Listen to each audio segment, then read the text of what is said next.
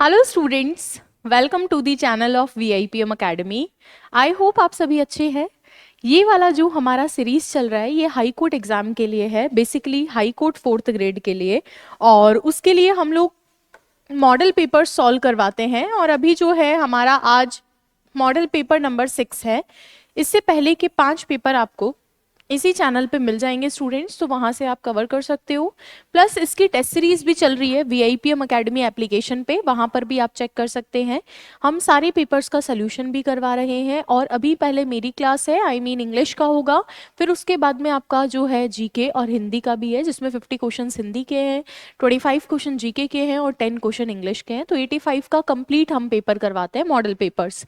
चलिए सर, सबसे पहले आज जो इंग्लिश के 10 क्वेश्चन है उसमें फर्स्ट क्वेश्चन आपके सामने है बच्चों। और ये पहला क्वेश्चन है। ये पहला क्वेश्चन क्या कह रहा है? आपसे कह रहा है he is fill in the blank of rich parents. वो रिच पेरेंट्स से क्या है सर? बॉर्न है, मतलब उसका जन्म हुआ है। रिच पेरेंट्स से उसका जन्म हुआ है, कहने का मतलब है वो रिच फैमिली से बिलोंग करता है, उसके पेरेंट्स रिच हैं। सर अगर मैं बात करूं, बॉन्ड कुछ नहीं होता। Sir he is burning of, जल रहा है। सर बर्निंग नहीं। आपको मैं बताऊं, बेर बोर बॉर्न होता है, BEAR। इसके बाद में इसकी सेकंड फॉर्म होती है बोर, और थर्ड फॉर्म या तो होती है बॉन्ड या फिर होती है ये वाला बॉन्ड। इन दोनों में क्या डिफरेंस है? फर्स्ट और सेकंड फॉर्म तो इनकी एकदम सेम है। इसका मतलब होता है जन्म, ठीक है, जन्म देना। और इसका मतलब होता है जन्म लेना, इसका मतलब होता है जन्म लेना, और इसका मतलब होता है सहन करना। यहाँ पे बताओ, सहन करना है कि जन्म लेना है? सर यहाँ पर जो है सहन करना है या जन्म लेना है? सर जन्म लेना है। और अगर यहाँ पर आपको जन्म लेना है तो यहाँ पर ये वाला बॉन्ड आना चाहिए, वर्ब की थर्ड फॉर्म। क्या लिख रखा है? He is born of rich parents, उसका जन्म जो है रिच पेरेंट्स से है। नेक्स्ट अगर हम बात करें, सेकेंड क्वेश्चन है Ann is looking for. Look for phrasal verb होती है, वर्ब के पीछे प्रेपोजिशन ऐड होकर एक डिफरेंट मीनिंग कन्वे करता है। लुक फॉर का मतलब होता है सर्च करना। एन ढूंढ रही है, किसको ढूंढ रही है? नई जॉब ढूंढ रही है। एन क्या ढूंढ रही है? एक नई जॉब ढूंढ रही है। सर दुनिया में बहुत सारी जॉब्स हैं, सिंगुलर काउंटेबल है, एक जॉब ढूंढ रही है, वही वाली ढूंढ रही है क्या? नहीं। सर आपका जो है वॉवल साउंड है? नहीं। सम न्यू जॉब नहीं सर, अ न्यू जॉब, एक नई जॉब ढूंढ रही है। ऐसे ही तो बोलते हैं मैं एक नई जॉब ढूंढ रही हूँ यार, पुराने वाले से सेटिस्फाइड नहीं है। नेक्स्ट देखिए, choose the correct option for the passive voice. Sir passive के लिए करेक्ट ऑप्शन आपको चूज करना है। लिख रखा है everyone calls him a peace maker, सब उसको पीस मेकर बोलते हैं। सर ये जो है पैसिव हमें बनाना है, करेक्ट पैसिव फॉर्म देखना है। करेक्ट पैसिव फॉर्म क्या होगा? सर यहाँ पे देखो, everyone calls him a peace maker, यहाँ पर कॉल्स है तो यहाँ पर तो BT3 लगना चाहिए। BT3 ये रहा, BT3 ये रहा, BT3 ये रहा और BT3 ये रहा। अब इनमें से देखिए, सब्जेक्ट को ऑब्जेक्ट, ऑब्जेक्ट को सब्जेक्ट। सर एक ऑब्जेक्ट है, एक ऑब्जेक्ट का कॉम्प्लीमेंट है, तो आप जानते हो ऑब्जेक्ट को आगे लाना है, ये नहीं होगा। एवरीवन इज कॉल्ड नहीं, एवरीवन तो उधर चला जाता है ना, ये जानते हैं आप, ये भी नहीं होगा। अब पीस मेकर, दो दो सब्जेक्ट थोड़ी होंगे। Sir he is called a peace maker, by everyone होता तो ठीक है। To be a everyone's peace maker, ये कहाँ से लिख दिया सभी का पीस मेकर? नहीं sir, he is called a peace maker. और वैसे भी एवरीवन, नोबडी, नो वन होते हैं, तो उनको बाय के बाद में ऑमिट कर दिया जाता है। नेक्स्ट क्वेश्चन है sir, question number 4। I said to her why are you working so hard. मैंने उससे पूछा कि आप इतना कठिन परिश्रम क्यों कर रहे हैं। सर डायरेक्ट से इनडायरेक्ट जाने पर टेंस चेंज होता है, एक्टिव से पैसिव में जाने पर टेंस चेंज नहीं होता है। यहाँ पर ध्यान देंगे, WH वर्ड वाला है, WH है तो WH खुद कंजंक्शन बनता है, खुद कंजंक्शन बनता है, चारों में खुद ही बन रहा है। टेंस चेक कर लो, आपका इज MR प्लस ING है, पास्ट में जाएगा, वॉज वर प्लस ING होगा, ये नहीं होगा, ये नहीं होगा, ये भी वॉज वर ING, ये भी वॉज वर ING। आप जानते हो डायरेक्ट से इनडायरेक्ट में जाने पर इंटेरोगेटिव रूल अप्लाई नहीं होता है। यहाँ जो क्वेश्चन था, यहाँ नॉर्मल सेंटेंस बन जाएगा, इसीलिए सब्जेक्ट से पहले हेल्पिंग वर्ब यहाँ पर गलत होगा। आंसर डी ऑप्शन होगा। I asked her why she was working hard, ठीक है क्या? नेक्स्ट क्वेश्चन की तरफ बढ़ते हुए, क्वेश्चन नंबर 5 है, achieve success when you and polite stay humble. और कुछ नहीं पता, हम्बल रहें और कैसे रहें, पोलाइट रहें। एस के बाद आर आना चाहिए। एस के बाद आर जो है सिर्फ एक ही ऑप्शन के अंदर है और वो आंसर आपका बी ऑप्शन है। Stay humble and polite when you achieve success. जब आपको सफलता मिल जाए तब भी आपको कैसा रहना चाहिए, आपको हम्बल और पोलाइट रहना चाहिए, यानी विनम्र रहना चाहिए, लोगों से अच्छे से ट्रीट करना चाहिए। तो एस के बाद में आर था, उसी से आंसर कर लिया, अरेंजमेंट का क्वेश्चन है। नेक्स्ट देखिए, दे लुक फेरोशियस, वो खतरनाक दिखते हैं, वो कैसे हो सकते हैं, रॉबर्स हो सकते हैं। सर पॉसिबिलिटी, लाइक्लीहुड का मतलब होता है पॉसिबिलिटी, मॉडल से क्वेश्चन है, संभावना है कि वो क्या होंगे, सर वो बहुत खतरनाक दिख रहे हैं, लगता है वो क्या होंगे, सर वो होंगे कैसे, बहुत ज्यादा जो है स्ट्रॉन्ग लाइक्लीहुड है कि वो कैसे होंगे, सर वो रॉबर्स होंगे। स्ट्रॉन्ग पॉसिबिलिटी है, सर मस्ट होगा, स्ट्रॉन्ग पॉसिबिलिटी के लिए होना चाहिए नहीं, शायद आप जो है यहाँ पर शायद भी नहीं, आप तो शायद की भी स्ट्रॉन्ग पॉसिबिलिटी को शो कर रहे हैं कि सर ये तो होंगे ही होंगे, अगर इनकी शक्ल इतनी खतरनाक है तो इट माइट बी पॉसिबल नहीं, इट मस्ट बी पॉसिबल कि वो रॉबर्स होंगे। ठीक है क्या, चोरी करने वाले डकैत होंगे। नेक्स्ट देखिए sir, synonym of feeble, feeble का मतलब होता है कमजोर, कमजोर का सिनोनिम तो सर वीक ही होगा, ये फीबल मतलब कमजोर होता है, बहुत इंपॉर्टेंट वर्ड है, पूछा भी जाता है। स्ट्रॉन्ग तो इसका ऑपोजिट हो जाएगा, इल नहीं, शाय नहीं, वीक ही होता है फीबल तो। ठीक है, चलिए सर, शाय शर्मीला होता है, इल बीमार होता है। नेक्स्ट वर्ड है आपके सामने, choose the closest antonym, closest antonym का मतलब है सर ऑपोजिट। इनमें से कौन सा आपको ऑपोजिट लग रहा है, ऑपोजिट देखेंगे, रैलेंक्विश है, रैलेंक्विश की अगर मैं बात करूं तो रैलेंक्विश को देखोगे, इसका मतलब होता है त्यागना, पद त्याग के लिए यूज किया जाता है, तो त्यागने के लिए आता है। सर त्यागना का हमें क्लोजेस्ट एंटोनिम ऑपोजिट चाहिए, मुझे सिनोनिम नहीं चाहिए, मुझे उसका ऑपोजिट चाहिए। सर यहाँ पर ऑपोजिट, एब्डिकेट का मतलब तो त्यागना होता है, ये तो सिनोनिम हो जाएगा। सर रिनाउंस का मतलब भी त्यागना होता है, ये भी सिनोनिम हो जाएगा। सर आप देखिए, डिनाई का मतलब भी मना करना, छोड़ देना किसी चीज को, ये नहीं। सर पजेस, अभी त्यागा था अब उसको रखो, रिटेन करो, पजेस, रिटेन, रिटेन करो उसको, पजेस करो, ठीक है, अपने पास रखो, कीप। ठीक है, अभी उसको त्यागना नहीं है, तो आंसर एंटोनिम में सी हो जाएगा। अगला है सर आपका, मैच द फॉलोइंग है, वन वर्ड से क्वेश्चन है, वन वर्ड से तो फोबिया और मेनिया से रिलेटेड है, फोबिया मेनिया, फोबिया मेनिया।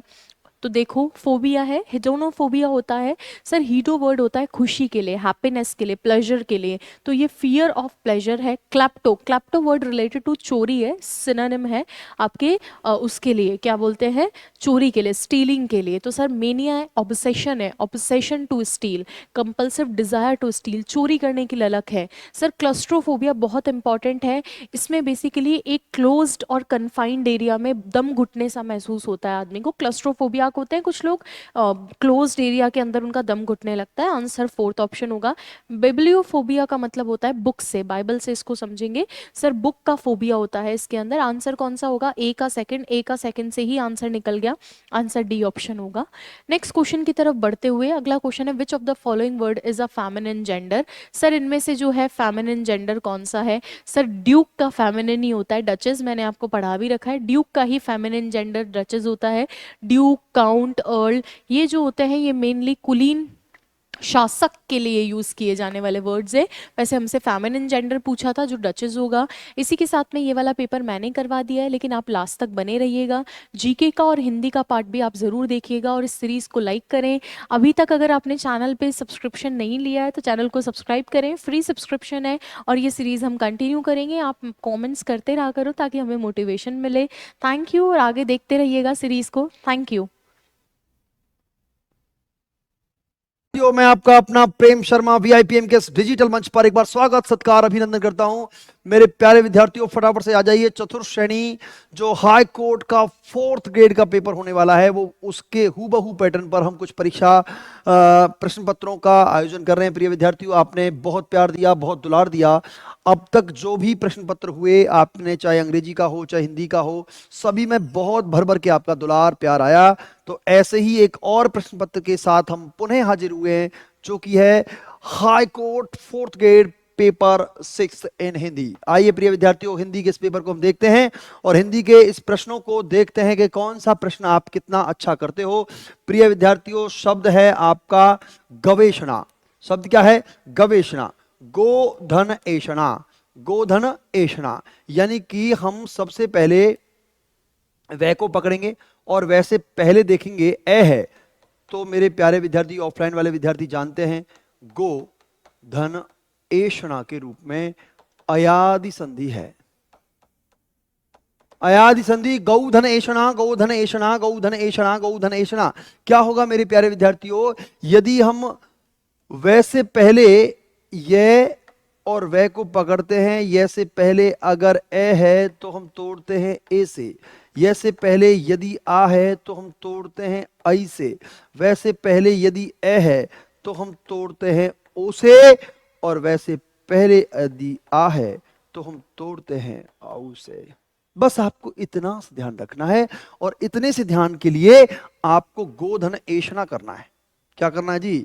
गोधन एषणा के रूप में आप इसको गवेषणा कर देंगे। मेरे प्यारे विद्यार्थियों, बहुत बहुत शुभाशीष आपको, बहुत बहुत शुभाशीष। आपने इस प्रश्न का उत्तर दिया। गोधन एषणा अयादि स्वर संधि, ये अयादि का उदाहरण है, क्योंकि अयादि में जब शब्द को तोड़ते हैं तो इसका देखना जरूरी है। जहां शब्द में ये और वह होते हैं, उनसे पहले ए देखेंगे तो तोड़ेंगे ए से, उनसे ये से पहले आ देखेंगे तो तोड़ेंगे आई से, ये से पहले अगर हम ए देखेंगे वैसे पहले तो ओ से तोड़ेंगे, वैसे पहले आ देखेंगे तो औ से तोड़ेंगे। तो मेरे प्यारे विद्यार्थियों, हमने वह को पकड़ा, वह को पकड़ कर देखा, वैसे पहले ए है तो तोड़ेंगे किससे? ओ से। और आगे क्या है? एषणा। और एषणा कहते हैं सांसारिक वस्तुओं को प्राप्त करने की इच्छा।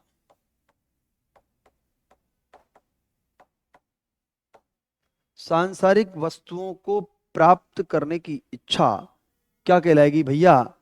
गवेषणा। गोधन एषणा के रूप में मेरे प्यारे विद्यार्थियों गवेषणा हो जाएगा। बिल्कुल सही है। आइए अगला प्रश्न। दैत्य धन अरि संधि विच्छेद का सही संधि विच्छेद होगा दैत्यरी। दैत्य कहते हैं राक्षस को, राक्षस। दैत्य का मेरे प्यारे विद्यार्थियों क्या निकाला?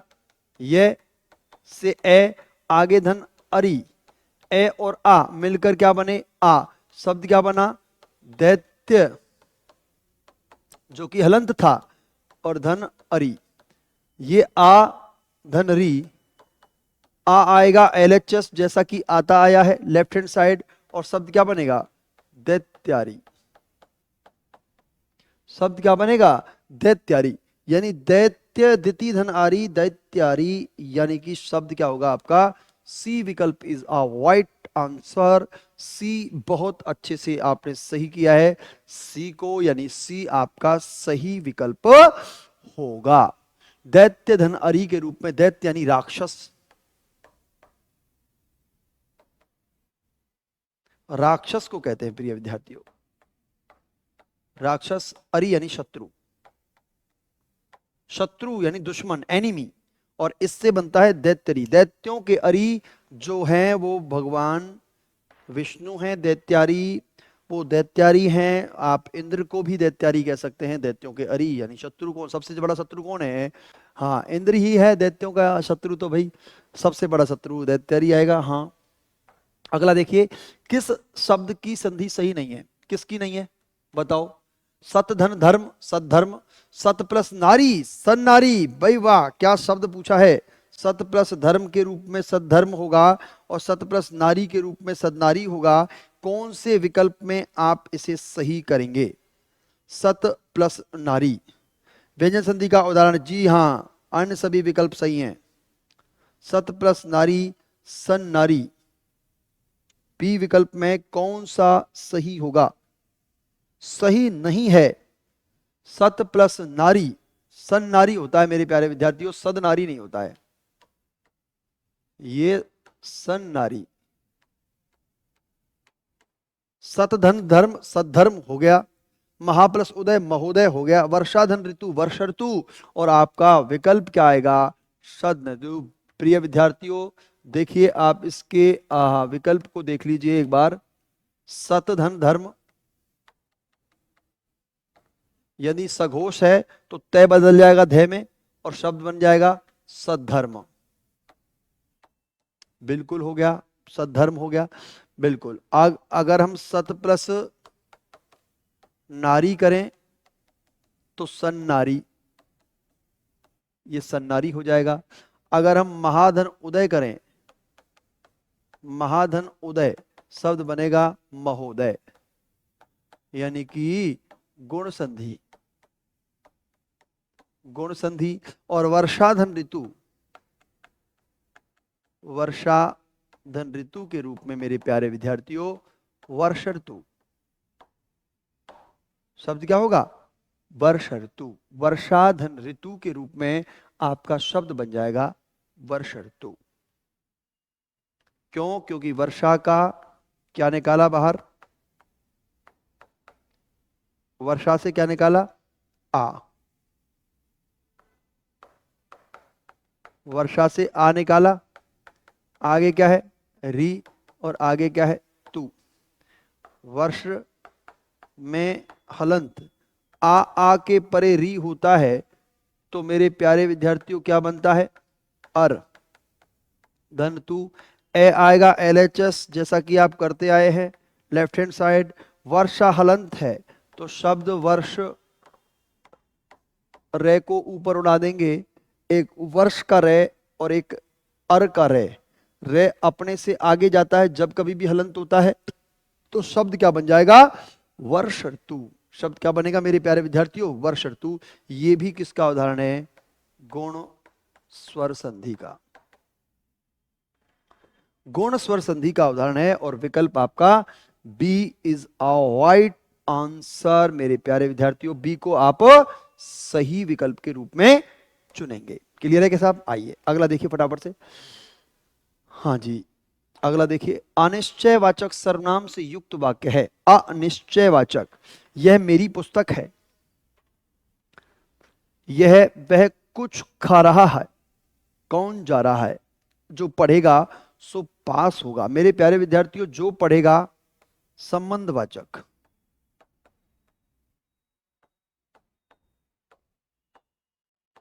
संबंधवाचक, एक पुरुषवाचक, एक निजवाचक, एक निश्चयवाचक, एक अनिश्चयवाचक, एक प्रश्नवाचक और एक संबंधवाचक। इस प्रकार से 6 वाचक, 6 सर्वनाम होते हैं। पुरुषवाचक में 3 होते हैं, उत्तम, मध्यम और अन्य पुरुष। एक होता है निश्चयवाचक, जिसमें किसी की तरफ निश्चय किया जाए, और एक होता है अनिश्चय, जिसमें किसी चीज का निश्चय ना हो। तो यह मेरी पुस्तक है, ये तो हो जाएगा निश्चयवाचक।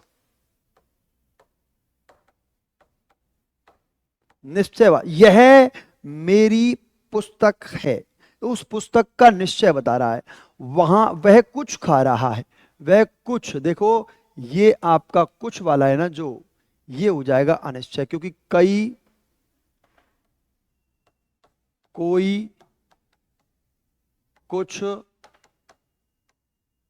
कई, किसकी इत्यादि क्या हैं? अनिश्चयवाचक।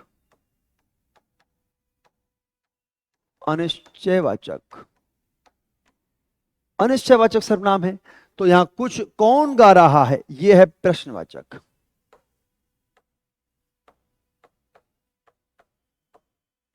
प्रश्नवाचक सर्वनाम, तो आप इसमें बिना किसी विवाद के, वह कुछ खा रहा है, क्या खा रहा है? कुछ खा रहा है, जो पढ़ेगा सो पास हो जाएगा।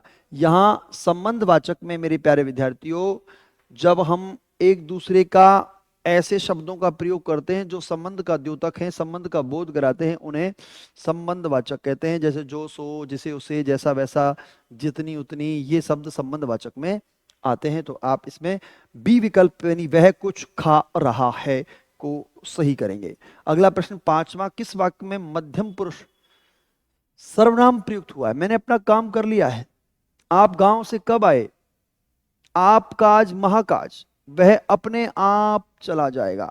यानी मध्यम पुरुष सर्वनाम प्रयुक्त हुआ है। मैंने अपना काम कर लिया है, ये तो नहीं है, ये तो उत्तम पुरुष है। आप गांव से कब आए, ये प्रश्नवाचक शब्द है।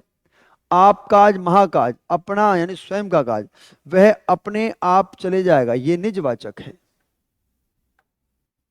निज वाचक। भाई आप काज महाकाज, आप इसमें प्रश्नवाचक शब्द भी देख रहे हैं, प्रश्नवाचक शब्द लगा है तो इसका मतलब ये नहीं है कि यह मध्यम पुरुष नहीं हो सकता। तो प्रश्नवाचक में आप गांव से कब आए, आप गांव से कब आए, आपका मतलब यहां मध्यम पुरुष है, मध्यम पुरुष। मैं मेरे प्यारे विद्यार्थियों प्रश्न के रूप में आपसे पूछ रहा हूं, मैं क्या हूं, उत्तम पुरुष। आप क्या हैं, मध्यम पुरुष। किसी अन्य की बात कर रहा हूं, अन्य पुरुष। अब मैंने आपसे पूछ लिया आप आज क्लास में, आप गांव से कब आए, तो मैं किससे पूछ रहा हूं, आपसे। तो आप क्या है, मध्यम पुरुष। आप मध्यम पुरुष, मैं उत्तम पुरुष। किसकी बात कर रहा हूं, आपकी ही, किसी और की थोड़ी नहीं कर रहा हूं। तो आप इसमें पहली बात तो आप इसमें मध्यम पुरुषों को, लेकिन कब आए, ये कब का जो प्रयोग है ये प्रश्नवाचक शब्द में भी आएगा, लेकिन पूछ क्या रहा है आपसे, प्रश्नवाचक नहीं, आपसे पूछ रहा है मध्यम पुरुष। और मध्यम पुरुष के रूप में मेरे प्यारे विद्यार्थियों निर्विवाद रूप से आप बी विकल्प को सही करेंगे, क्योंकि आप काज महाकाज, स्वयं का काज महाकाज के रूप में होता है, ये भी आप निजवाचक में ही करोगे। बाकी दोनों निजवाचक हैं। ये आपका क्या है, मैंने अपना, ये है आपका उत्तम पुरुष सर्वनाम, उत्तम पुरुष सर्वनाम। उत्तम पुरुष, मध्यम पुरुष और अन्य पुरुष के रूप में आप इसे पांचवे को सही कर सकते हैं। आइए अगला देखिए, छठा, निम्नलिखित में से किस वाक्य में संबंधवाचक सर्वनाम का प्रयोग नहीं हुआ है। नहीं को अंडरलाइन करें, क्योंकि आपको मैंने पहले ही कह दिया है, ध्यान रखना है जब कभी भी प्रश्न में ना नहीं मत असंगत हो उसको लाइन अंडरलाइन करो, क्योंकि ऐसे प्रश्न 2 से 3 प्रश्न आपके सिली मिस्टेक से गलत होते हैं, और जो कि आपके अब गलत नहीं होंगे। प्रश्न को पढ़ें अच्छे से और ना नहीं मत असंगत तक पहुंचे। आप जो करो सो थोड़ा है, जो गुड़ डालेगा वह मीठा करेगा। तुम अपनी पुस्तक पढ़ो, नहीं है, आप जो करो सो थोड़ा है, जो गुड़ डालेगा वह मीठा होगा। तुम अपनी पुस्तक पढ़ो, जो करेगा सो भरेगा। तो देखो यहां जो है, यहां सो है, ये तो है। जो गुड़ डालोगे वह मीठा होगा। युग्म में आएंगे, जोड़ों में, युग्म में, जोड़ों में, युग्म या जोड़ों में, जिसका उसका, जो सो जो वह यह वह। तो जोड़ों में जब आता है तो ये, जो गुड़ डालेगा वह मीठा होगा। तुम अपनी पुस्तक पढ़ो, जो करेगा सो भरेगा, जो करेगा सो भरेगा। लेकिन तुम अपनी पुस्तक पढ़ो, तुम अपनी पुस्तक पढ़ो, आपसे कहा जा रहा है मध्यम पुरुष से, तुम अपनी पुस्तक पढ़ो। तो आप यहां क्या करेंगे, सी विकल्प को सही चुनेंगे कि तुम अपनी पुस्तक पढ़ो। जी हां। इनमें से किस वाक्य में विशेषण की उत्तमावस्था प्रयुक्त हुई है, कौन सी। भाई देखो, गुड बेटर बेस्ट, मूलावस्था,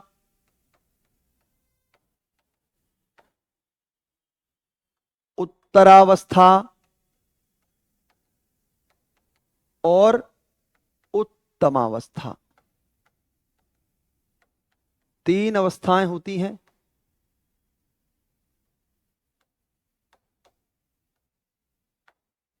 जिसमें मूलावस्था यानी मुख्य अवस्था जो होती है कि वह सुंदर है, वह क्या है, सुंदर है। तो सुंदर क्या है, मूलावस्था है।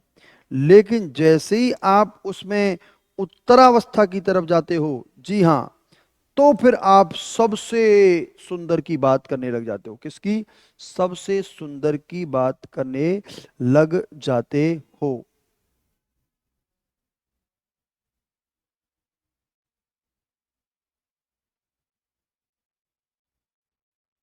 हाँ जी, क्या आएगा, उत्तम अवस्था में उसने सुंदर चित्र बनाया। सुंदर तो क्या है,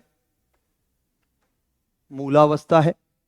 वह मुझसे बड़ा है, ये क्या है, उत्तरावस्था, यानी कहीं कंपैरिजन हो, कंपैरेटिवली, यानी कहीं दोनों में से किसी एक को श्रेष्ठ माना गया हो, दोनों में से किसी एक को विशेष माना गया हो, तो वहां वह मुझसे बड़ा है। तो मुझसे बड़ा है। वह अच्छी अच्छी कहानियां सुनाता है। अच्छी अच्छी कहानियां, तो ये तो विशेषण ही हुआ, अच्छी अच्छी कहानियां सुनाता है, लेकिन हमारी कक्षा में वह सबसे होशियार विशेषण है। लेकिन होशियार में भी क्या है, वो सबसे होशियार है। यानी उत्तम अवस्था में, गुड, बेटर, बेस्ट आप पढ़ते हो, कंपैरेटिव, पॉजिटिव, कंपैरेटिव और सुपरलेटिव, इस प्रकार से आप 3 डिग्रियां पढ़ते हो अंग्रेजी में। वही ये 3 डिग्रियां हैं, मूलावस्था, उत्तरावस्था और उत्तम अवस्था। तो आप इसमें उत्तम अवस्था खोज रहे हैं, तो उत्तम अवस्था इनमें से किस वाक्य में विशेषण की उत्तम अवस्था प्रयुक्त हुई है, और वो होगी मेरे प्यारे विद्यार्थियों, हमारी कक्षा में वह सबसे होशियार छात्र है। और सबसे होशियार छात्र के रूप में आप इसमें डी विकल्प को चुनेंगे। डी विकल्प is a right answer. D जो विकल्प है वो इसका सर्वाधिक उपयुक्त और सबसे अच्छा यानी उत्तमावस्था का विकल्प है। उत्तरावस्था में अच्छा, उससे अच्छा और सबसे अच्छा, गुड, बेटर, बेस्ट, इस प्रकार से आप इसमें चुनेंगे। डी विकल्प को बिल्कुल सही है आपका, वह सबसे होशियार छात्र है। तो आप इसमें सबसे को यानी सभी से, पूरे विद्यार्थियों में सबसे होशियार छात्र है। कौन सा शब्द संज्ञा से बना हुआ विशेषण है, यानी कौन से शब्द को संज्ञा से बना हुआ विशेषण। देखिए, सुख, सुख भरे दिन बीते रे, दुख भरे दिन बीते रे भैया, अब सुख आयो रे। प्रसन्न, प्रसन्न, कटु यानी कड़वा, और सुंदर भी विशेषण है।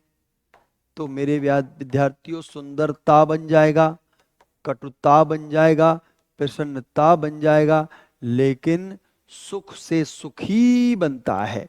यानी कौन सा शब्द संज्ञा से बना हुआ विशेषण है, कौन सा शब्द संज्ञा से बना हुआ विशेषण।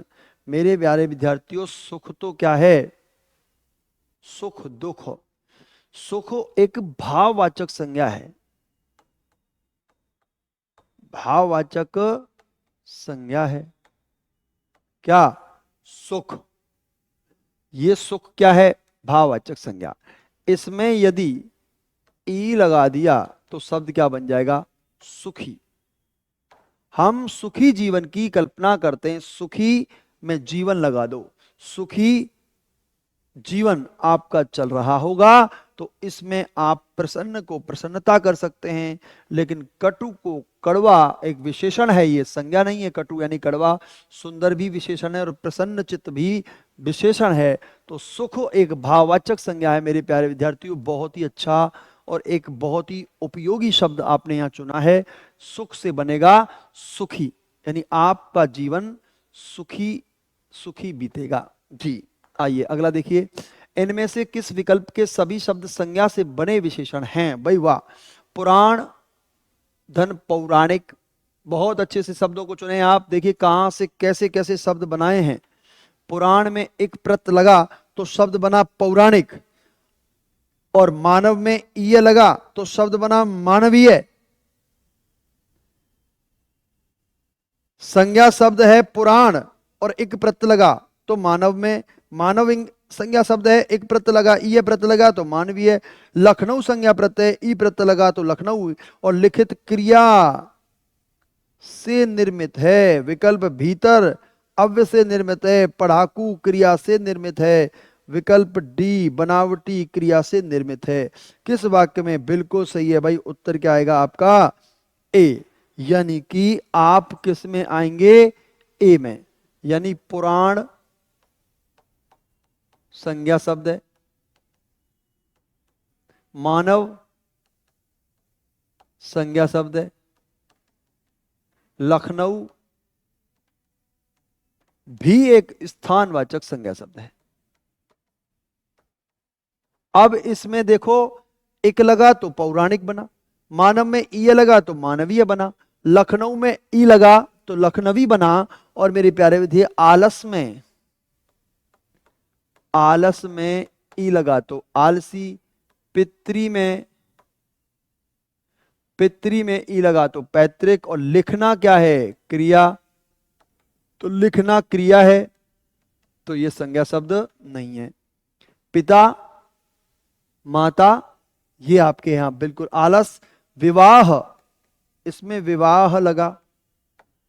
इसमें भीतर, भीतर तो अव्यय है।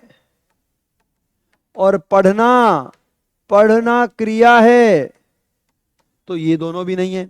यहां श्रम, श्रम से बना है श्रमिक, विदेश से बना है विदेशी, और बनावटी, बनाना एक क्रिया है। तो विदेश से विदेशी, बनाना एक क्रिया है। आपको क्या ढूंढना है? प्रश्न क्या पूछा है? संज्ञा से बना विशेषण। तो पुराण एक संज्ञा है। हमारे कितने पुराण हैं, हम पुराणों से सीखते हैं। मानव एक संज्ञा है, लखनऊ एक संज्ञा है। उत्तर विकल्प आपका बिना किसी विवाद के ए विकल्प को आप चुनेंगे। जो विद्यार्थी ए को चुन रहे हैं, ए के साथ जा रहे हैं, वो सही राह पर जा रहे हैं। उन्हें उसी राह पर चलना चाहिए। अन्य राह को पकड़ने वाले विद्यार्थी राह को सही चुने। एक एक विकल्प को चुनने के बाद फिर उस शब्द की पहचान कैसे करते हैं, कैसे उस शब्द को निकालेंगे, तो आप तोड़िए। मैं आपसे फिर कहता हूं कि जब तक तोड़ेंगे नहीं, छोड़ेंगे नहीं। तो तोड़ना है, फिर छोड़ना है। हिंदी तोड़ने और जोड़ने का नाम है, और हम जोड़ने में विश्वास करते हैं, तोड़ने में विश्वास नहीं करते। बिल्कुल आपका उत्तर विकल्प ए इज राइट आंसर। किस वाक्य में अकर्मक क्रिया है? आप आज शाम को क्या कर रहे हैं? बच्चा रोता है, पूजा कपड़े धो रही है, मोहन सितार बजा रहा है। एक क्रिया का बहुत ही लचीला टॉपिक। लचीला ऐसे से झूमती है, लेकिन हमने जब वाक्य से, क्रिया से, वाक्य में प्रयुक्त क्रिया से जब हम क्या का प्रश्न करते हैं, तो उत्तर स्वरूप हमें कर्म नजर आता है। और जिसमें कर्म होगा, वो कर्म क्रिया में छुपा भी हो तब भी निकल जाएगा, और न छुपा होगा तब भी निकल जाएगा। तो आप शाम को क्या कर रहे हैं? आज आप शाम को क्या कर रहे हैं? यानी कुछ तो कर रहे हैं शाम को आज आप। कुछ तो उत्तर आता है कि नहीं आता? बिल्कुल। पूजा कपड़े धो रही है, पूजा कपड़े धो रही है। पूजा क्या धो रही है? पूजा क्या धो रही है? उत्तर क्या आता है? कपड़े। उत्तर क्या आता है? कपड़े। मोहन क्या बजा रहा है? उत्तर क्या आता है? सितार। तो बच्चा क्या रोता है? उत्तर आता है बिना किसी विवाद के, बच्चा स्वाभाविक क्रिया है, बच्चा रोता ही है। रोना क्रिया अकर्मक है। रोना, सोना, टहलना, चलना, उड़ना, सब अकर्मक क्रिया है। कर्म तो छुपेगा, खाना, कर्म कुछ ना कुछ तो है। पीना, पीना, कुछ तो पीना, कुछ तो खाना, कुछ तो खोलना, कुछ तो उबालना, कुछ तो चलाना। चलना नहीं, चलाना। तो आप ध्यान रखना, अकर्मक सकर्मक बहुत अच्छे से पढ़ाइए प्रिय विद्यार्थियों, बहुत अच्छे से पढ़ाता हूं। ऑफलाइन में भी इन क्रियाओं को ऐसे एकदम से कॉन्सेप्ट क्लियर हो जाता है जब आप इनको बहुत अच्छे से पढ़ते हैं। तो आप उत्तर क्या करेंगे? बच्चा और रोता है, ये क्रिया अकर्मक होगी। बच्चा रोता है। निम्नलिखित में से सकर्मक क्रिया का चयन कीजिए। डूबा, बहा, गया और बैठा। क्या डूबा? बच्चा डूबा। बहा, क्या बहा? भाई बहा, क्या बात है। क्या गया? क्या गया। और क्या बैठा? अब आप उत्तर दीजिए फटाफट से। व्याख्या में डूबा, बहा, बैठा सकर्मक क्रियाएं। डूबा, बहा और बैठा सकर्मक क्रियाएं, लेकिन गया, जिसमें कर्म की आवश्यकता होती है, उसमें क्रिया का फल कर्ता को छोड़कर कर्म पर पड़ता है। उदाहरण, रमेश दूध पीता है। किस वाक्य में? बिल्कुल आपका उत्तर आएगा सी, यानी गाया। क्या गाया? सकर्मक क्रिया का चयन करिए। क्या गाया? क्या डूबा? क्या बहा, क्या बैठा। उत्तर क्या आएगा? बिल्कुल बैठा है, बैठे हैं, बैठे हैं, बैठे हैं। क्या बैठे हैं? क्या डूबा, क्या बहा, क्या बैठा है? उत्तर आपका बैठा है, डूब गया है, बच्चा डूब गया है, बच्चा डूब रहा है। कौन डूब रहा है? बच्चा। बहा रहा है, बच्चा बह रहा है। मोहन ने क्या गाया? गीत गाया, कविता गाई, कुछ तो गाया। बैठा, क्या बैठा? हम बैठे हैं, हम बैठे हैं। तो उत्तर नहीं आएगा। तो आप इसमें जी उत्तर विकल्प के रूप में गाया को सही लगाएंगे। किस वाक्य में आकर्मक क्रिया नहीं है? नहीं है की बात कर रहे हैं अब की बार। बच्चा गहरी नींद में सो रहा है। दो छात्र बातें करते हुए जोर जोर से हंस रहे हैं। और बालक पतंग उड़ा रहा है और मजदूर छाया में सुस्ता रहा है। मजदूर छाया में सुस्ता रहा है। भाई अब इन तीनों वाक्यों में पूछा क्या गया है? अकर्मक यानी कर्म रहित।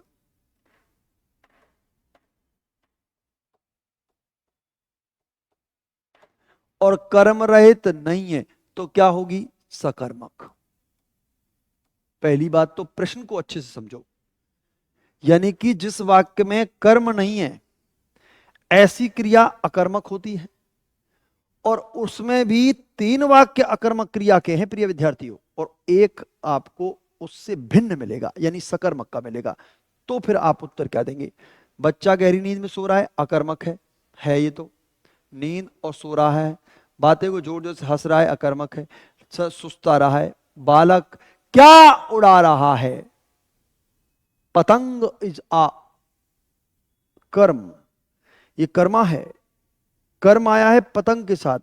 प्रश्न करिए वाक्य से, मजदूर छाया में क्या सुस्ता रहा है? उत्तर नहीं आता है। छाया में कर्म के होने का भ्रम है, कर्म नहीं है, भ्रम है। दो छात्र बातें करते हुए जोर जोर से हंस रहे हैं। दो छात्र बातें करते हुए क्या हंस रहे हैं? जोर जोर से क्या हंस रहे हैं? उत्तर ये जोर जोर से भी उत्तर नहीं है, कर्म के होने का भ्रम है। अपूर्ण कर्मक है दोनों वाक्यों में। कर्म है लेकिन अपूर्ण कर्मक है। अब यहां बच्चा गहरी नींद में सो रहा है, तो यहां बच्चा गहरी नींद में क्या सो रहा है? अरे सो रहा है, स्वाभाविक क्रिया है। लेकिन बालक क्या उड़ा रहे हैं? जहाज उड़ा रहे हैं, पतंग उड़ा रहे हैं, पंखे उड़ा रहे हैं, कुछ भी तो उड़ा रहे हैं यार। कुछ उड़ा रहे हैं तो पतंग क्या है? कर्म का प्रयोग है। उत्तर क्या आएगा? सी इज अ राइट आंसर। अपूर्ण वर्तमान काल का उदाहरण देखिए। अपूर्ण वर्तमान, वर्तमान में प्रिय विद्यार्थियों अपूर्ण वर्तमान कहते ही ध्यान रखना रहा है, रही है और रहे हैं। यानी कि पूर्ण नहीं है, अपूर्ण है।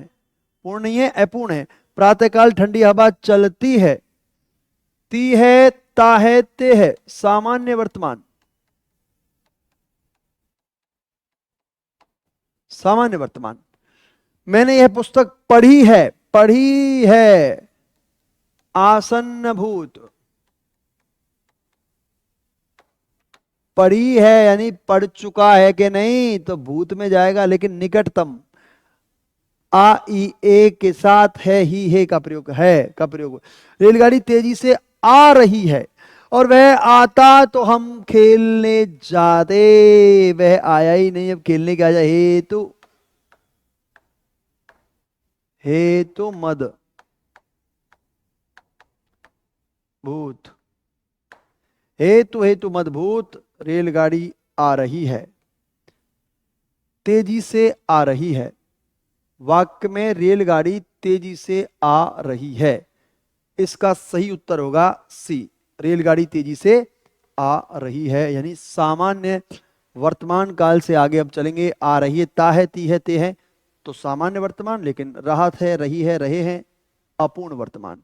तो रेलगाड़ी तेजी से आ रही है, सी विकल्प सही है। वह चला होगा, यह वाक्य किस काल से संबंधित है? वह चला होगा। सामान्य भूत चला है, चला, वह चला, यह सामान्य भूत है। वह चला, ये भी नहीं है।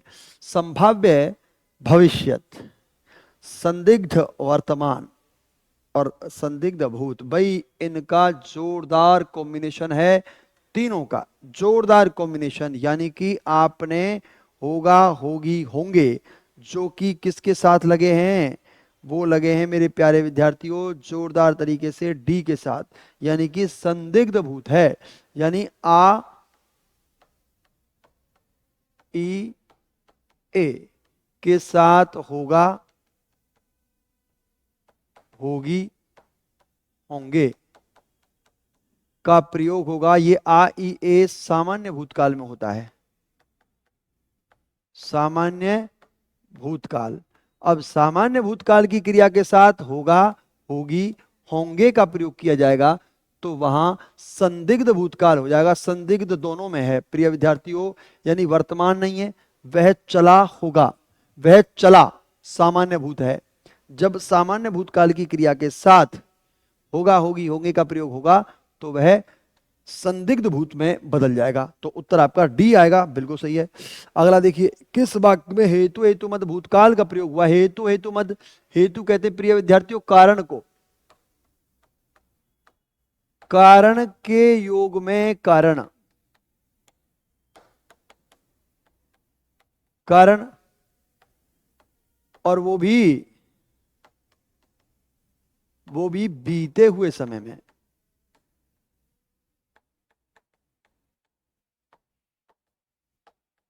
जहां किसी वाक्य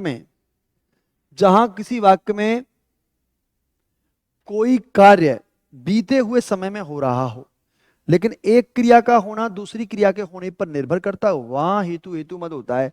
गुरुजी आएंगे तो अध्यापन होगा, आए तो नहीं है ना, नहीं हुआ, आएंगे तो अध्यापन होगा। ये हेतु हेतु भविष्यत है, भविष्यत। उसने खाना खाया और चला गया, ये दो वाक्य मिलाए हैं।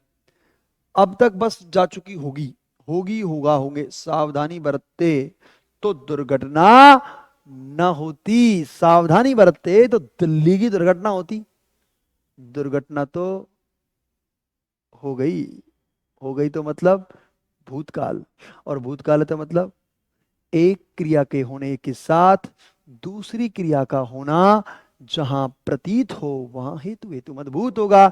तो उत्तर क्या होगा, सावधानी बरतते तो दुर्घटना न होती। उत्तर विकल्प आपका D is a right answer. एक कारण दूसरे कारण के साथ। आजन्म निम्न में से किस समास का उदाहरण है। अव्ययी भाव समास, जिस समास में प्रथम पद प्रधान, पद प्रधान, जिस समास में प्रथम पद उपसर्ग मूलक,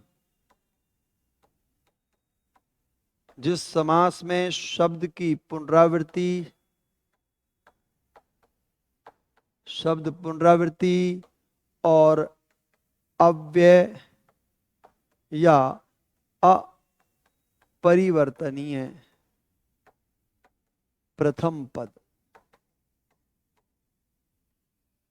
ये चार विशेषताएं प्रिय विद्यार्थियों। जन्म, आ उपसर्ग लगा, धन जन्म, शब्द क्या बना, आजन्म, यानी अव्ययी भाव उदाहरण का उदाहरण है जन्म से लेकर आजन्म, आमरण, आजीवन, आपाद मस्तक, आबाल वृद्ध, आ एक उपसर्ग है, और उपसर्ग किस में आएगा, अव्ययी भाव। निम्न में से बहुब्री समास का उदाहरण है। यथाशक्ति, चतुरानन, नीलकमल, चंद्रमुख। बहुब्री समास का उदाहरण है। यथाशक्ति अव्ययी भाव है, अव्ययी भाव शक्ति के अनुसार, अव्ययी भाव। चतुरानन, नीलकमल, चंद्रमुख, ये दोनों कर्मधारय। नीला है कमल जो, मुख है चंद्रमा के समान, मुख है चंद्रमा के समान, नीला है कमल जो। तो दोनों की विशेषता। लेकिन चतुरानन किसे कहते हैं, चार हैं आनंद जिसके, अर्थात ब्रह्मा जी। ब्रह्मा जी चतुरानन के रूप में बहुब्री समास के अंतर्गत जाएंगे। प्रिय विद्यार्थियों ध्यान रखना, यानी कि चौथे जिस समास में दोनों को पदों की सहायता से मिलकर कोई तीसरा अर्थ या उसका सूचक पद प्रधान होता है, वहां आप क्या करते हैं, बहुब्रीहि समास करते हैं, और इसमें आप बहुब्रीहि समास को सही करेंगे। क्लियर है क्या साहब? बिल्कुल क्लियर है। तो बहुब्रीहि समास के रूप में आप इसे सही उत्तर का चयन कर देंगे। बिल्कुल सही है मेरे प्यारे विद्यार्थियों, आप आजन्म में भी और इसके समास के रूप में भी कर देंगे। आइए साहब, किस शब्द में करण तत्पुरुष समास नहीं है? करण का मतलब क्या है? से यानी माध्यम, माध्यम। मन से माना, ईश्वर दत्त, ईश्वर में दत्त, तुलसी कृत, पद से च्युत। आप इसमें क्या करेंगे मेरे प्यारे विद्यार्थियों? फटाफट से उत्तर दीजिए। बहुब्रीहि समास के पश्चात आप इसमें क्या करेंगे? करण तत्पुरुष में जी, अपादान दत्त, मन से माना, ईश्वर प्रदत्त, ईश्वर द्वारा प्रदत्त, तुलसीकृत, इन सभी में आपने देख लिया जी अशुद्ध शब्द है सोड़ा। जी बहुत बहुत शुभाशीष आपको प्रिय विद्यार्थियों, बहुत शानदार शब्द का आपने चयन किया है यहाँ पर।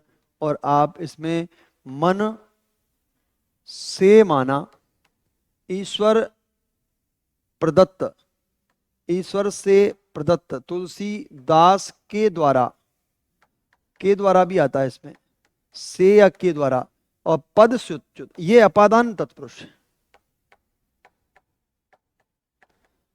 अपादान तत्पुरुष में प्रिय विद्यार्थियों से ही आता है, लेकिन वो से अलग होने के अर्थ में आता है।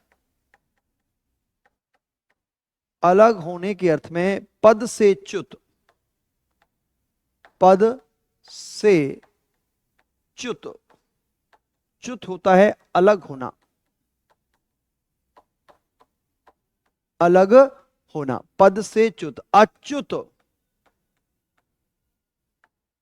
अच्युत अपने स्थान स्थिति से अलग न किया जा सके, न किया जा सके, उसे कहते हैं अच्युत। तो पद से च्युत यानी पद से अलग कर दिया, हटा दिया उसको, आपको पथ भ्रष्ट कर दिया, पद से च्युत कर दिया, ऋण से मुक्त कर दिया, अलग कर दिया है। तो तुलसीदास के द्वारा कृत यानी रचित, से माध्यम है, ईश्वर के द्वारा प्रदत्त, और मन से माना हुआ, मन माना हो जाएगा। तो आपका उत्तर क्या है? डी विकल्प सही है, मन माना, ओ सॉरी, पदच्युत। वर्तनी की दृष्टि से अशुद्ध शब्द है। बूढ़ा सही है, रोड सही है, बड़ाई सही है, सोडा गलत है भैया। शब्द क्या है? सोडा, इसमें आएगा सोडा, उत्क्षिप्त नहीं आएगा। उत्क्षिप्त में डे इस प्रकार से आता है, जो कि सोडा में आया है, डे और ढे। यानी जैसे आपके सड़क, धड़क, इनमें आया है, धड़क, सड़क, फड़क, रड़क, इन सभी शब्दों में आपने इसका प्रयोग किया है। किसका? उत्क्षिप्त का, या ताड़न जात भी कहते हैं इसको, ताड़न जात, या इसे द्विगुण भी कहते हैं। तीन नामों से जाना जाता है प्रिय विद्यार्थियों, उत्क्षिप्त, ताड़न जात या द्विगुण। तो सोडा में क्या आएगा? डा नहीं आएगा, उत्क्षिप्त नहीं आएगा, डे आएगा, यानी सोडा, ये सही है। निम्नलिखित में से अशुद्ध शब्द कौन सा है? प्रदर्शिनी, प्रियदर्शनी, प्रवत्त, दधीचि। ओहो, क्या पूछा है? अशुद्ध वर्तनी, प्रदत्त, दधीचि, कौन से शब्द को शुद्ध करेंगे इनमें से? जी हां, बिल्कुल सटीक उत्तर का चयन करेंगे आप कि कौन सा शब्द शुद्ध किया है आपने। प्रियदर्शनी, प्रदर्शनी शुद्ध शब्द होगा प्रदर्शनी। प्रिय विद्यार्थियों, प्रदर्शनी अशुद्ध शब्द है, शुद्ध होगा, जी हां ये सही है, प्रदर्शनी, ये सही है। लेकिन प्रियदर्शनी, ये इस प्रकार से सही है, प्रियदर्शनी। तो आप इसमें ए विकल्प को चुनेंगे। ये तीनों शुद्ध हैं। प्रदत्त, प्रवृत्त, दधीचि और ज्येष्ठ, इन सभी शब्दों में शुद्धता है। अगला देखिए फटाफट से, इनमें से शुद्ध शब्द का चयन करिए। नीरोग, सौहार्द, कौन सा है? पुनरावलोकन। भाई कौन से शब्द का चयन कर दिया है आपने? जी, सौहार्द शुद्ध शब्द का। अमन, हाँ बिल्कुल गलत शब्द का चयन किया है, अमन होता है। जी देखिए, सौहार्द सही क्या है? सौहार्द। प्रिय विद्यार्थी, इसका होता है निरोग, निरोग नहीं होता है, अशुद्ध है। अमन होता है, अमन चाहते हैं सब। सुहार्द, सुहृद,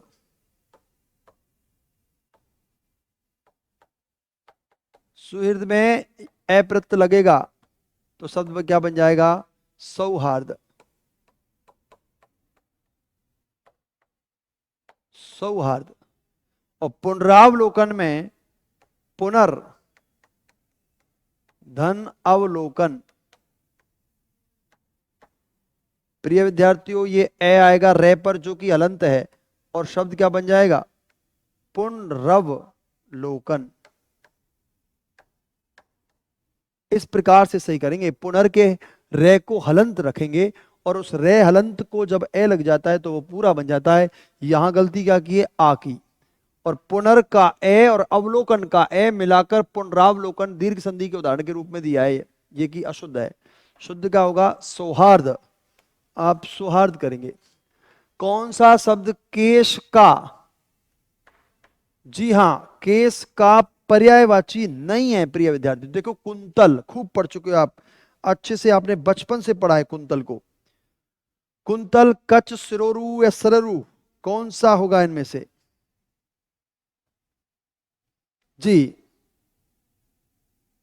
भाई बहुत अच्छे से, कमल, सर, हाँ सरोरु, सर यानी तालाब से निकले। सिरोरु बाल, सिर यानी सिर को कहते हैं, और केश यानी पर्यायवाची के रूप में आता है। प्रिय प्रिय विद्यार्थियों, सरोरु कमल का पर्यायवाची है। सरोरु, सर जो है ये सरोरु। सर कहते हैं तालाब को,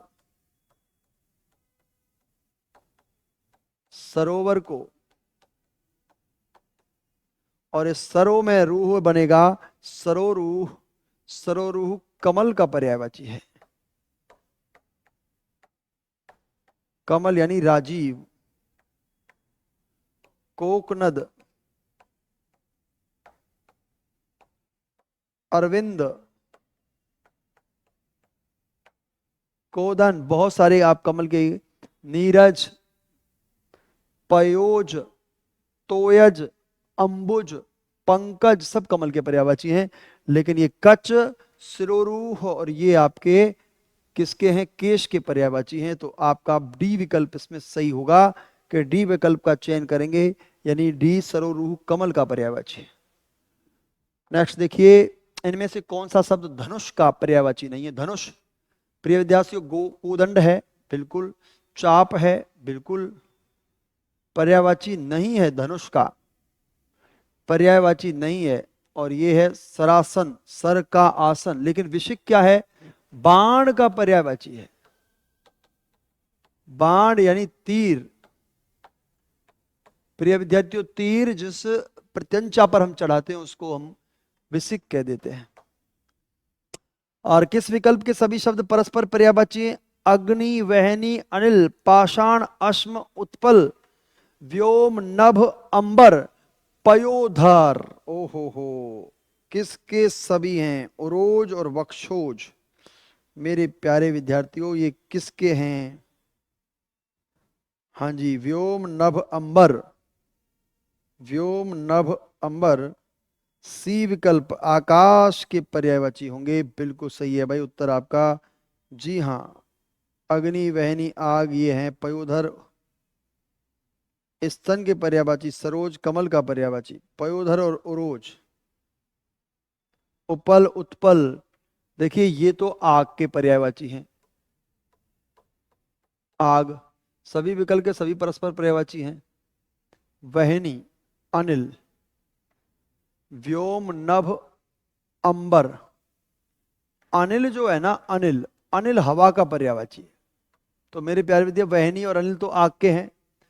पाषाण पत्थर और अश्म भी पत्थर। उत्पल, उत्पल यानी कमल। व्योम, नभ और अंबर, ये आपके सभी पर्यायवाची आकाश के हैं, आकाश अंबर के हैं। नभ है, व्योम भी हम आकाश को कहते हैं, नभ भी कहेंगे, अंबर भी कहेंगे। पयोधर, उरोज और सरोज। प्रिय विद्यार्थियों, परो और उरोज ये स्तन के पर्यायवाची, स्तन यानी वक्षोज, वक्षोज भी कह सकते हैं इनको। और सर में जन्म लेने वाला ये कमल है। सरोज में सर धन जय, सर यानी तालाब, अभी भी बताया तालाब में जन्म लेने वाला कमल होता है, तो सरोज में भी आप इसको ही करेंगे। किस विकल्प के विलोम शब्द युग्म नहीं है? पुरुष, परुष का कोमल होगा। सदाशय, महाशय, उद्धत, विनीत, जी हां, और बर्बर का सभ्य। क्या आप इसमें करेंगे, यानी 25वां विकल्प में? जी हां, बी सदाशय का दुराशय होता है, परुष का कोमल है, उद्धत का विनीत है, बर्बर का सभ्य है। लेकिन नहीं है तो क्या नहीं है? सदाशय का दुराशय होगा, महाशय नहीं। सदाशय का दुराशय। महाशय तो महान है, आशय जो महाधन आशय के रूप में आता है, महाशय। सदाशय, सदधन आशय, आप सदाशय करेंगे तो उत्तर विकल्प आपका सी। उद्धत का विनीत होता है प्रिय विद्यार्थियों। बर्बर का सभ्य होता है, क्या वो कोई बर्बर है, बर्बर व्यवहार कर रहा है, बुरा व्यवहार कर रहा है। और सभ्य होता है पुरुष, और कोमल परुष होता है कठोर। परुष क्या है? कठोर। पुरुष और परोष, एक होता है पुरुष यानी व्यक्ति, आदमी, और एक होता है परुष, परुष यानी कठोर। युग्म शब्द है ये, उतार लीजिए इसको, इंपॉर्टेंट है, वेरी इंपॉर्टेंट। इसके साथ ही बता दिया, परुष यानी कठोर और कोमल उसका, हाँ जी बिल्कुल कोमल हो जाएगा आपका परुष के साथ। नेक्स्ट देखिए, किस विकल्प में असंगत विलोम शब्द है? सुकर, दुष्कर, ग्रस्त, मुक्त, यथार्थ, कल्पित, अमर, अजर। किस विकल्प में असंगत विलोम शब्द है? सुकर, दुष्कर, ग्रस्त का मुक्त, यथार्थ का कल्पित, अमर का अजर। अजर, अमर, अविनाशी, किस विकल्प को आप सही करेंगे इनमें से? जी हां, जी डी आएगा आपका, बिल्कुल सही है। डी में किस विकल्प का असंगत है? अमर का मृत्य होता है मेरे प्यारे विद्यार्थियों, अजर नहीं होता है। अमर का क्या होगा? मर्त्य। अमर का क्या होगा? मर्त्य। मर्त्य होगा, मर्त्य। अमर में आप डी विकल्प, यथार्थ का कल्पित होता है, ग्रस्त का मुक्त होता है, सुकर का दुष्कर होता है। सुकर का क्या होता है? दुष्कर। जी हां, अमर का मर्त्य होता है, सुकर, दुष्कर, ग्रस्त का मुक्त, यथार्थ का कल्पित होता है। बिल्कुल होता है, सुकर, दुष्कर, ग्रस्त, मुक्त, यथार्थ, कल्पित, और अमर का मृत्य होता है, जो मृत्यु को निकट हो। कौन सा विलोम सही है? बिल्कुल सही है भाई। हाँ, अगला देखिए, 27वां प्रश्न आपकी स्क्रीन पे। बिल्कुल, कौन सा, फिर से विलोम शब्द पूछा है। विलोम में कौन सा युग? मूक का वाचाल, संपन्न का विपन्न, मितव्ययी का अल्पव्ययी, और सम्मुख का विमुख, इनमें से कौन सा नहीं है? जी हाँ, मितव्ययी का सही विलोम शब्द अपव्ययी होता है, अल्पव्ययी नहीं होता है, अपव्ययी। मितव्ययी यानी, हाँ, अल्पव्ययी। मितव्ययी यानी बहुत कम खर्च करने वाला, आप इसमें मितव्ययी यानी बहुत कम खर्च करने वाला मितव्ययी, और अल्पव्ययी बहुत कम खर्च करने वाला अपव्ययी। अपव्ययी, इसके रूप में आप मित यानी कम खर्च करता है, अल्प भी कम ही होता है, तो आप अल्प ना करके क्या करेंगे? अपव्ययी कर देंगे। अप मतलब अधिक खर्च करने वाला, अधिक खर्च करने वाला। जो अधिक खर्च करता है अपव्ययी, जो कम खर्च करता है मितव्ययी के रूप में आता है प्रिय विद्यार्थियों। और आप अगला प्रश्न देखेंगे फटाफट से। वह आम खा रहा है, वाक्य में अशुद्धि है। वह आम खा रहा है, अशुद्धि। वह आम को खा रहा है, जी। कारक संबंधी अशुद्धि, जी। कारक संबंधी अशुद्धि मेरे प्यारे विद्यार्थियों कैसे है कि वह आम को खा रहा है, या को का प्रयोग नहीं होगा, वह आम खा रहा है, यानी कि आम खा रहा है, यानी को का प्रयोग यहां अनावश्यक रूप से किया गया। लिंग नहीं है, कारक वचन नहीं है, क्रिया नहीं है, तो को का प्रयोग यहां गलत किया है। यह वाक्य शुद्ध होगा आपका, आम को खा रहा है, आम खा रहा है। वह खाने को खा रहा है, खाना तो खाते ही है भाई, खाने को क्यों लगाना। हाँ, वह गाजर को खा रहा है, गाजर को, गाजर खा रहा है, मूली खा रहा है, तो वो सही है आपका कारक। हिंदी के प्रचार में आज भी बड़े बड़े संकट हैं। उपर्युक्त वाक्य में किस प्रकार की अशुद्धि है। पदक्रम, हिंदी के प्रसार प्रचार में आज भी बड़े बड़े संकट हैं। भाई ये वाक्य बहुत अच्छा दिया है। आज हिंदी के प्रचार में आज भी बड़े बड़े संकट हैं। हिंदी के प्रचार में आज भी बड़े बड़े संकट हैं। इस वाक्य में कैसे व्याख्या है। बड़े बड़े अनावश्यक, अधिक पदत्व है। हाँ, पद क्रम है, बड़े बड़े नहीं आएगा। आप इसमें केवल क्या करेंगे, हिंदी के प्रचार में आज भी संकट हैं, ये पदक्रम संबंधी आएगा। हाँ, बड़े बड़े संकट क्या मतलब है भाई, बड़े बड़े का प्रयोग नहीं होगा। सर्वनाम संबंधी संज्ञा, अधिक पदत्व संबंधी भी आप इसमें कर नहीं सकते क्या जी। कौन सा है, 29वां। तो आप इसमें हाँ अधिक पदत्व कर सकते हैं, पदक्रम नहीं, अधिक पदत्व करेंगे, क्योंकि ये अधिक बढ़ा दिए हैं। बड़े बड़े क्या बढ़ा दिए हैं, अधिक बढ़ा दिए हैं, तो अधिक पदत्व करेंगे आप। पदक्रम तो है, लेकिन बड़े बड़े का क्या मतलब है, पदक्रम संज्ञा सर्वनाम तो है ही नहीं, तो इसमें अधिक पदत्व, यानी कोई संग शब्द अपने आप अनावश्यक बढ़ा दिया है। हिंदी के प्रचार में आज भी संकट हैं, बड़े बड़े संकट, अनावश्यक शब्द है। तो अनावश्यक है बड़े बड़े, अनावश्यक, अनावश्यक। तो आप उत्तर विकल्प से डी बिल्कुल सही करेंगे, सटीक आंसर है आपका डी। हाँ, इसमें व्याकरण की दृष्टि से कौन सा वाक्य सही है। सभा भवन में अनेक लोग उपस्थित थे, सभा भवन में अनेक लोग उपस्थित थे। संभवतः वह आज अवश्य आएगा। पुस्तकालय में अनेकों पुस्तकें हैं, और इस गुप्त रहस्य को किसी पर प्रकट मत करना, इस गुप्त रहस्य को किसी पर प्रकट मत करना। जी हाँ, कौन सा वाक्य सही है। राजभवन में अनेक लोग उपस्थित थे, यही वाक्य है।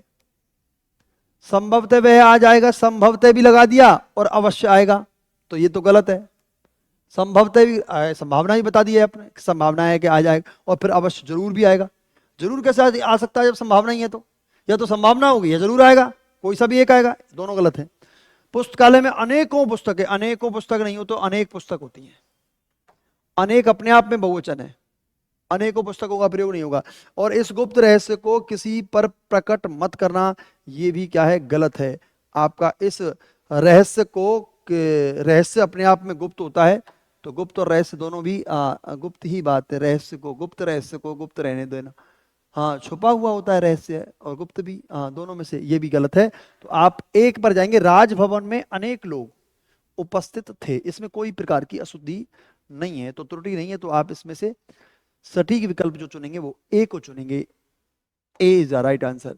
बुरे भाव से की गई संधि को कहते हैं दुरभिसंधि, छद्म संधि, कूट संधि, दुष्ट संधि। अरे बुरे भाव से तो दुरभिसंधि होती है।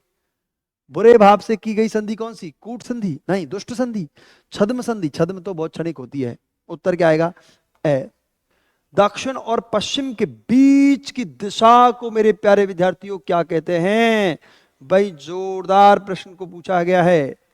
North, south, east and west, इनमें से आप सभी दिशाओं के ज्ञान को ध्यान रखना कि आप इनमें से क्या दिशा का ज्ञान कराएंगे और कौन सा विकल्प इसमें सही होगा। जी, दक्षिण और पश्चिम के बीच की दिशा, ईशान, आग्नेय, वायव्य। तो देखो दक्षिण और पश्चिम के बीच की दिशा तो क्या कहलाती है? दक्षिण और पश्चिम के बीच की दिशा नैऋत्य। नैऋत्य, ठीक है। और उत्तर पूर्व की दिशा, उत्तर पूर्व की दिशा यही तो है, ये उत्तर पूर्व की दिशा ईशान कहलाएगी। ईशान, दक्षिण पूर्व आग्नेय और उत्तर पश्चिम वायव्य, ये तो होगी ईशान या ईशान्य, ये होगी आग्नेय और ये होगी वायव्य। ये होता है उत्तर, ये होता है दक्षिण, ये होता है पूर्व और ये होता है पश्चिम। अब आप इसमें देख लीजिए, दक्षिण और पश्चिम, दक्षिण और पश्चिम के मध्य की दिशा नैऋत्य। प्रिय विद्यार्थियों, एक प्रश्न यहां से बहुत जरूरी आता है, नैऋत्य का ध्यान रखेंगे आप। ये नैऋत्य जो है आपके उत्तर और पश्चिम और दक्षिण के मध्य की दिशा है, दक्षिण पश्चिम के मध्य की दिशा। या कोण, हम इसे कोण में भी बदल सकते हैं इस प्रकार से, कोण भी है ये और दिशा भी है। कुल का नाश करने वाला कुलंगार, ओहो वेरी नाइस, ये पूछा गया है भाई, सेकंड ग्रेड में पूछा गया है, ये सेकंड ग्रेड परीक्षा में इसको पूछा गया। कुल का नाश करने वाला क्या कहलाता है? कुल का नाश करने वाला, कुल का यश बढ़ाने वाला कुल केतु, कुल का नाश करने वाला कुलांगार। कुल का यश, ये यश बढ़ाएगा कुल केतु और कुलांगार नाश करेगा। कुल का नाश करने वाला कुलांगार कहलाता है। बहुत ही इंपॉर्टेंट शब्द है कुलांगार, कुल केतु, कुलावंतस और कुलंधर। तो कुलांगार कहलाएगा कुल का नाश करने वाला। इनमें से पूजा शब्द का समानार्थी शब्द नहीं है। अर्चना, आराधना, विकास, वंदना, विकास नहीं है भाई। कौन सा शब्द अर्थ की दृष्टि से खग से संबंधित नहीं है? खग, तारक, द्विज, पक्षी, विहग। तारक मेहता का उल्टा चश्मा नहीं है, हाँ ये तो पक्षी के हैं। निपट शब्द का समानार्थी शब्द नहीं है। निपट भाई नहीं को पूछा गया है। निपट शब्द क्या है? निपट, निपटता, सरासर, एकमात्र, बिल्कुल। निपट बहुत अच्छा शब्द है। निपट, निपटता एक क्रिया है जिसका अर्थ है कोई काम खत्म करना या सुलझाना। निपट शब्द का समानार्थी एकमात्र, बिल्कुल और सरासर है। एकमात्र, बिल्कुल और सरासर। निपटता तो क्रिया है, हाँ एकमात्र, बिल्कुल, निपट एकमात्र, बिल्कुल और सरासर, बिल्कुल सही है। कोई काम खत्म करना, जिसका अर्थ है कोई काम खत्म करना। कोई काम खत्म करना, ये क्रिया के रूप में आया है, क्रिया है। उत्तर क्या आएगा आपका? जी ए। बाकी तीन हैं। निम्नलिखित में से किस विकल्प में मुहावरा और उसका अर्थ सुमेलित नहीं है? अंगारों पर पैर रखना, जोखिम मोल लेना, कलेजे पर सांप लौटना, नफरत करना। हाँ जी, नब्ज पहचानना, स्वभाव जानना। कौन से विकल्प को करेंगे भाई? B. Yes yes yes yes. कलेजे पर सांप लौटना, नफरत करना, नब्ज पहचानना, स्वभाव जानना, देवता कूच करना, घबरा जाना। ये तो है। कलेजे पर सांप लौटना मुहावरे का अर्थ है ईर्ष्या। अंगारों पर, ये सही है, हाँ घबरा जाना, कूच करना, देवता कूच करना, घबरा जाना, नब्ज पहचानना, स्वभाव जानना। और कलेजे पर सांप लौटना यानी ईर्षा, ईर्षा है, ईर्षा, नफरत करना, ईर्षा, ईर्षा के लिए आता है भाई। ये आपका बिल्कुल सही है। आप इस विकल्प में ए को सही उत्तर करेंगे। किस विकल्प का चयन करेंगे? नहीं आना है। जी हाँ, तो आप 37वें में क्या करेंगे? कलेजे पर सांप टूटना मुहावरे का सही अर्थ है ईर्षा। अन्य सही विकल्प पे ईर्षा करेंगे। नफरत, कलेजे पर नफरत नहीं है, ईर्षा। सांप लौटना ईर्ष्या के लिए आएगा। उत्तर विकल्प बी को चुनेंगे। B is a right answer. आप उत्तर विकल्प बी को चुनेंगे। छाती पर पत्थर रखना मुहावरे का सही अर्थ है भाई। छाती पर पत्थर किसने रख लिया है? हाँ, छाती पर पत्थर रखना मुहावरे का सही अर्थ है। हाँ, धैर्य पूर्वक कष्ट सहन करना, हार मानना नहीं है। किसी के धन पर लुभा जाना नहीं है। और किसी कठिन कार्य को में सफलता प्राप्त करना क्या है? धैर्य पूर्वक कष्ट सहन करना। ये तो क्या है? छाती पर पत्थर रख लिया है।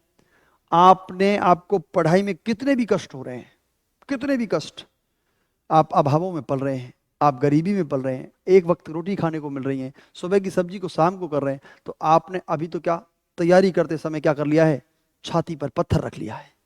ये कितने भी कष्ट मिलेंगे लेकिन अध्ययन करेंगे, पढ़ते रहेंगे, लगातार अध्ययन करेंगे। यह है छाती पर पत्थर रखना, यानी धैर्यपूर्वक कष्ट सहन करना। आप धैर्यपूर्वक कष्ट सहन कर रहे हैं, लेकिन एक दिन आएगा जब आप सफलता की सीढ़ियां चढ़ जाओगे, और सफलता की सीढ़ियां चढ़ते ही आप उस छाती के पत्थर को हटा दोगे और आप गवर्नमेंट एम्प्लॉय हो जाओगे। छाती पर पत्थर रखना किस विकल्प में मुहावरे का भावार्थ सही है? पेट पर लात मारना, बुरी तरह पीटना, पहाड़ टूटना, अतिवृष्टि होना।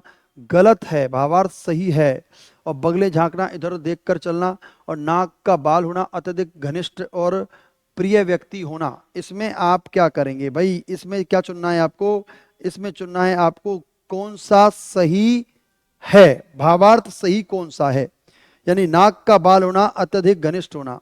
अन्य मुहावरे में होंगे पेट पर लात मारना, किसी की आजीविका छीन लेना, पहाड़ टूटना, मुसीबतों का आ जाना, बगले झांकना, उत्तर होने पर इधर उधर देखना। इस लोकोक्ति में आएगा, लेकिन डी विकल्प सही है भाई। अर्थ होना पेट पर लात मारना, किसी की आजीविका छीन लेना।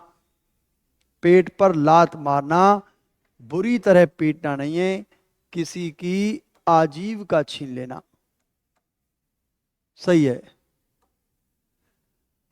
पेट पर लात मारना, पहाड़ टूटना, अतिवृष्टि होना, बिल्कुल आपका क्या आएगा? किसी की आजीविका का छीन लेना। भाई पेट पर लात ही तो मारना है। क्या आपने उसके पेट पर लात मारी है साहब? वो जो कार्य करता था, उस कार्य को भी आपने उससे, उस कार्य से भी क्या कर दिया है? वंचित कर दिया है। तो ये पेट पर लात मारना हो जाता है मेरे प्यारे विद्यार्थियों। 39 में किस विकार मुहावरे का सही भावार्थ है? यानी पेट पर लात मारना। डी, नाक का बाल होना, अत्यधिक घनिष्ठ। और सही वाक्य का चयन किया है आपने, धैर्यपूर्वक। जी, 39 में डी आएगा उत्तर आपका। नाक का बाल होना, अत्यधिक घनिष्ठ, यानी सही की बात कर रहा है, ये सही है। और किसी की आजीविका, ये बुरी तरह पीटना है। पहाड़ टूटना, कोई पहाड़ टूटने का मतलब क्या है? कष्ट आ जाना, बहुत कष्ट आ जाना, ये कष्ट के लिए है। और बगलें झांकना, इधर उधर देखना, यानी काम ना होने पर अन्यत्र किसी बात को देखना। तो आजीविका छीनना, पहाड़ टूटना, बगले झांकना, और नाक का बाल होना, अत्यधिक घनिष्ठ व प्रिय व्यक्ति होना, यही सही है इसका भावार्थ। भावार्थ सही है। उत्तर क्या आएगा? डी विकल्प सही है भाई। कौन सा उत्तर है? बिल्कुल डी। आप एब्सोल्यूट राइट कर देंगे इसको, डी सही है। और किस लोकोक्ति का भावार्थ सही नहीं है? नहीं किसका नहीं है? देखो, आप लोकोक्ति को पढ़ो एक बार और फिर देखो। नेकी कर दरिया में डाल, भला करके भूल जाना चाहिए। होनहार बिरवान के होठ चीकने पात, स्वस्थ पौधे के पत्ते चीकने होते हैं। हथेली पर सरसों नहीं उगती, समय आने पर काम होता है, जल्दबाजी में नहीं, जल्दबाजी से नहीं। ना रहेगा बांस ना बजेगी बांसुरी, समस्या को जड़ से मिटाना। कि भाई ना रहेगा बांस और ना बजेगी बांसुरी। होनहार बिरवान के होठ चीकने पात, प्रतिभाशाली बालक के गुण बचपन से ही दिखाई देने लगते हैं। प्रतिभाशाली बालक के गुण बचपन से ही दिखाई देते हैं। तो ये इसका सही उत्तर होगा, जबकि उत्तर क्या है? बी, होनहार बिरवान के होठ चीकने पात। आप सभी होनहार बिरवान हो और होनहार बिरवानों के चीकने चीकने पात है, तो आप सभी का उत्तर क्या आएगा इसमें?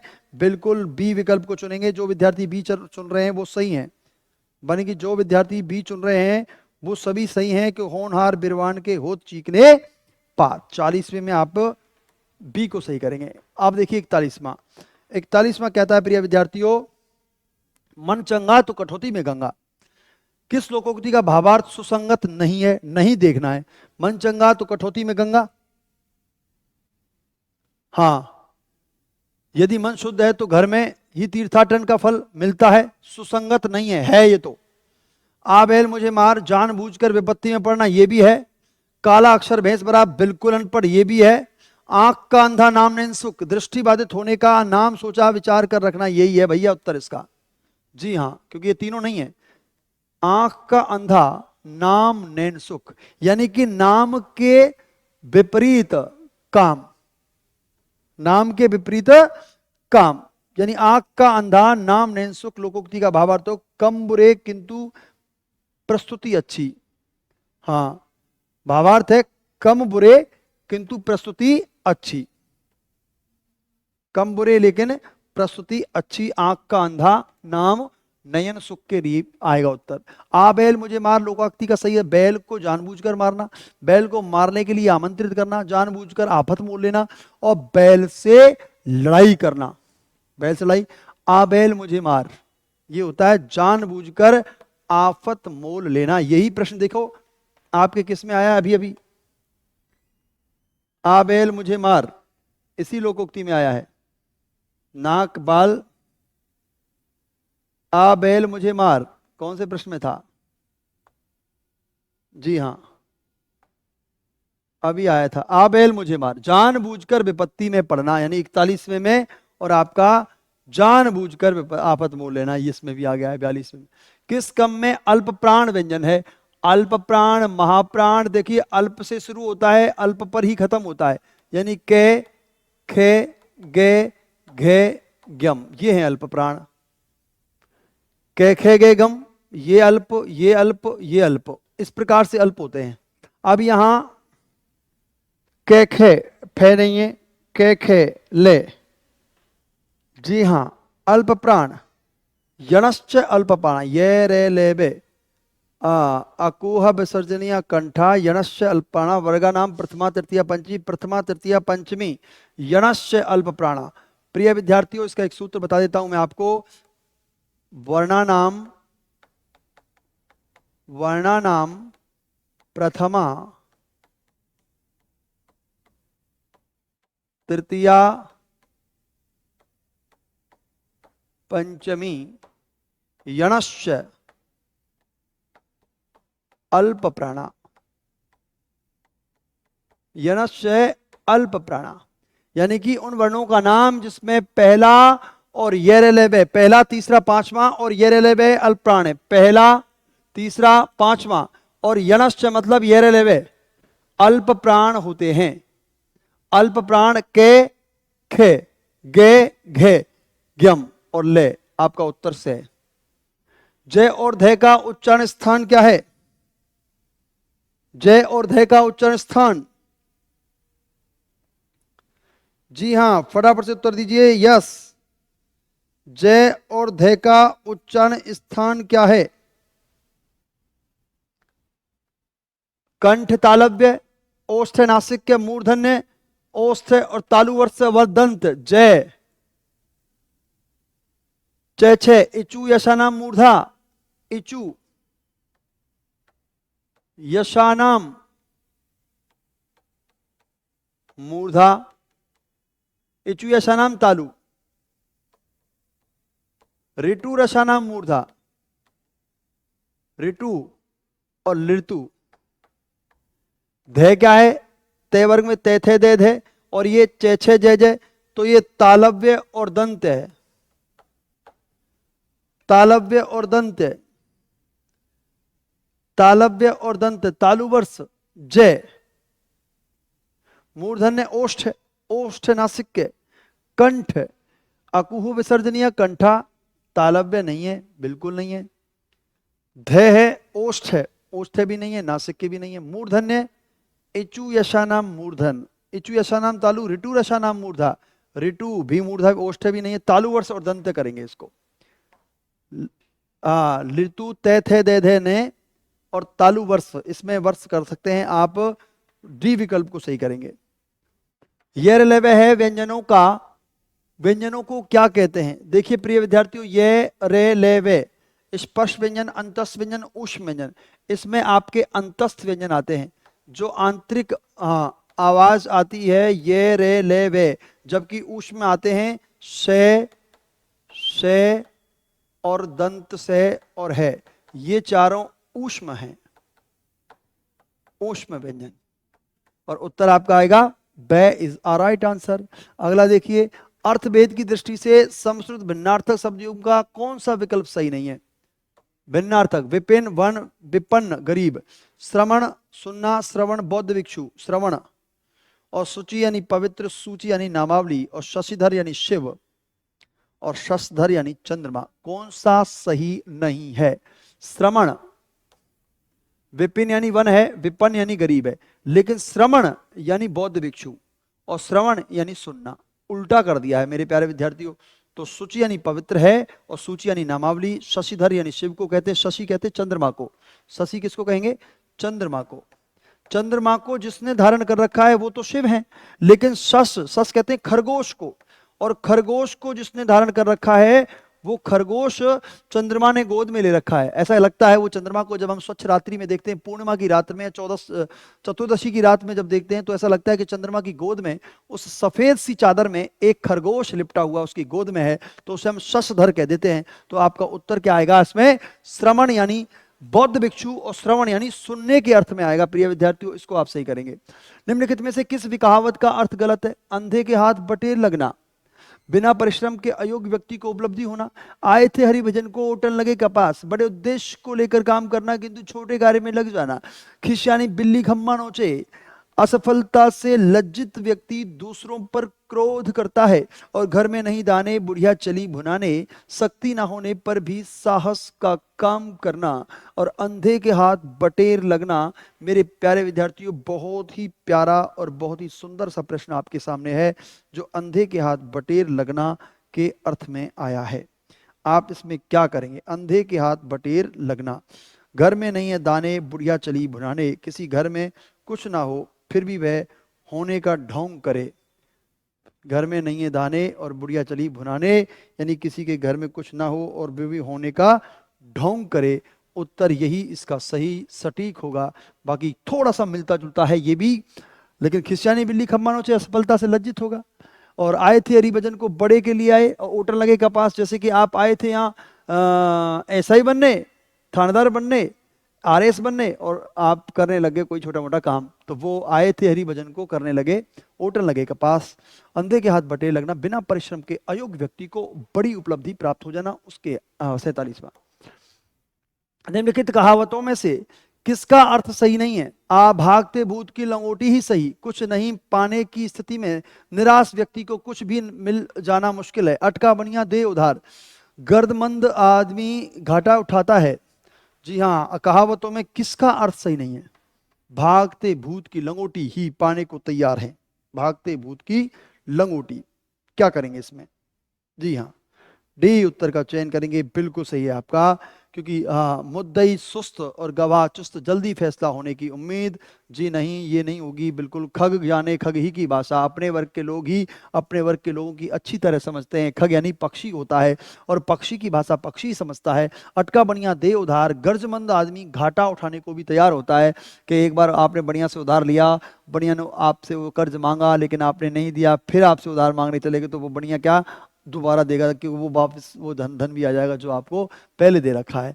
तो भागते भूत की लंगोटी ही सही, कुछ नहीं पाने की स्थिति में निराश व्यक्ति को कुछ भी मिल जाना सही। मुद्दई सुस्त और गवाह चुस्त, यानी कि जो आपको गवाही दे रहा है वो तो सुस्त है, चुस्त है, और जो मुद्दा है, मुद्दई है, जो अभियुक्त है, जो मुख्य है, प्रमुख है, वो थोड़ा सुस्त है, तो इसके लिए आप इसको सही करेंगे। निम्न में से कौन सी कहावत अर्थ गलत है? गलत को देखना है।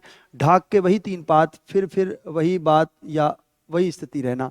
मन चंगा तो कठौती में गंगा, कठिन काम से सभी घबराते हैं, और म्याऊं का ठौर कौन पकड़े, कठिन काम से सभी घबराते हैं, और सूत न कपास जुलाहे से लट्ठा अकारण विवाद। यानी कि आप इसमें चुनेंगे मन चंगा तो कठौती में गंगा। यानी क्या? मन चंगा तो कठौती में गंगा के रूप में आप इसमें बी विकल्प को चुनेंगे। मन चंगा तो कठौती में गंगा, यानी कठिन परिश्रम नहीं आएगा। प्रिय विद्यार्थियों, मन की पवित्रता ही महत्वपूर्ण है, कठिन काम नहीं होगा। मन की पवित्रता, पावनता ही, मन की पवित्रता ही सही है। मन चंगा तो कठौती में गंगा, मन पवित्र है तो कठौती में गंगा आ जाती है। बिल्कुल आप इसमें बी विकल्प को चुनेंगे। ढाक के वही तीन पात, फिर वही बात या वही स्थिति में होना। ढाक के तीन पात है भाई, आप बार बार एग्जाम दे रहे हो और फिर कह रहे हैं भाई ढाक के तीन पात, रिजल्ट वही है, आपका चयन हो नहीं रहा है, आप किसी में सेलेक्ट हो नहीं पा रहे हो, तो मन वही है कि ढाक के तीन पात वही तीन पात है भैया, रिजल्ट वही है, हमारा फेल है। इनमें से किस शब्द युग्म का अर्थभेद सही नहीं है? कृतज्ञ कृतघ्न, आज्ञाकारी आलसी, गेय गेय गाने योग्य परिचित, वसन व्यसन, वसन यानी वस्त्र, व्यसन यानी बुरी आदत, प्रवाद और प्रमाद यानी मोह के रूप में प्रवाद यानी झगड़ा, और प्रमाद यानी मोह के रूप में आप इसमें झगड़ा करते हैं। प्रिय विद्यार्थियों, इसका सी विकल्प बिल्कुल सही है। किस विकल्प के शब्द युग्म अर्थभेद सही है? यानी वसन और व्यसन। वसन होता है वस्त्र और व्यसन होता है बुरी आदत। आप किसी व्यसन में पड़ गए हो, बुरी आदत में लग गए हो। वसन होता है कपड़ा या वस्त्र को कहते हैं मेरे प्यारे विद्यार्थियों। प्रवाद और प्रमाद, गेय और गेय, गेय यानी जानने हो, कृतज्ञ यानी कि कृतज्ञ किए गए उपकार को मानने वाला कौन है? कृतज्ञ। और कृतघ्न न मानने वाला, किए गए उपकार को न मानने वाला। गेय और गेय ये जानने योग्य है, और ये गेय गाने योग्य है। ये गाने योग्य और ये परिचित यानी ज्ञान। गेय जानना, जानने योग्य गेय। और प्रवाद और प्रमाद, प्रमाद कहते हैं झगड़े को और प्रवाद कहते हैं बिल्कुल मोह को। इसमें आप उल्टा कर दिया है, तो सही आपका वसन। वसन यानी वस्त्र या कपड़ा, पहनावा, और व्यसन यानी बुरी आदत के किसी में व्यसन लगे हुए हैं, उन बुरी आदतों को छोड़िए।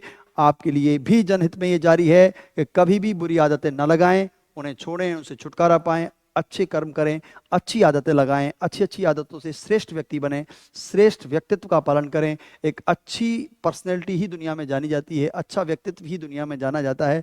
तो प्रिय विद्यार्थियों, ये आपके कुछ एक प्रश्न आपकी परीक्षा पर हूबहू रहे।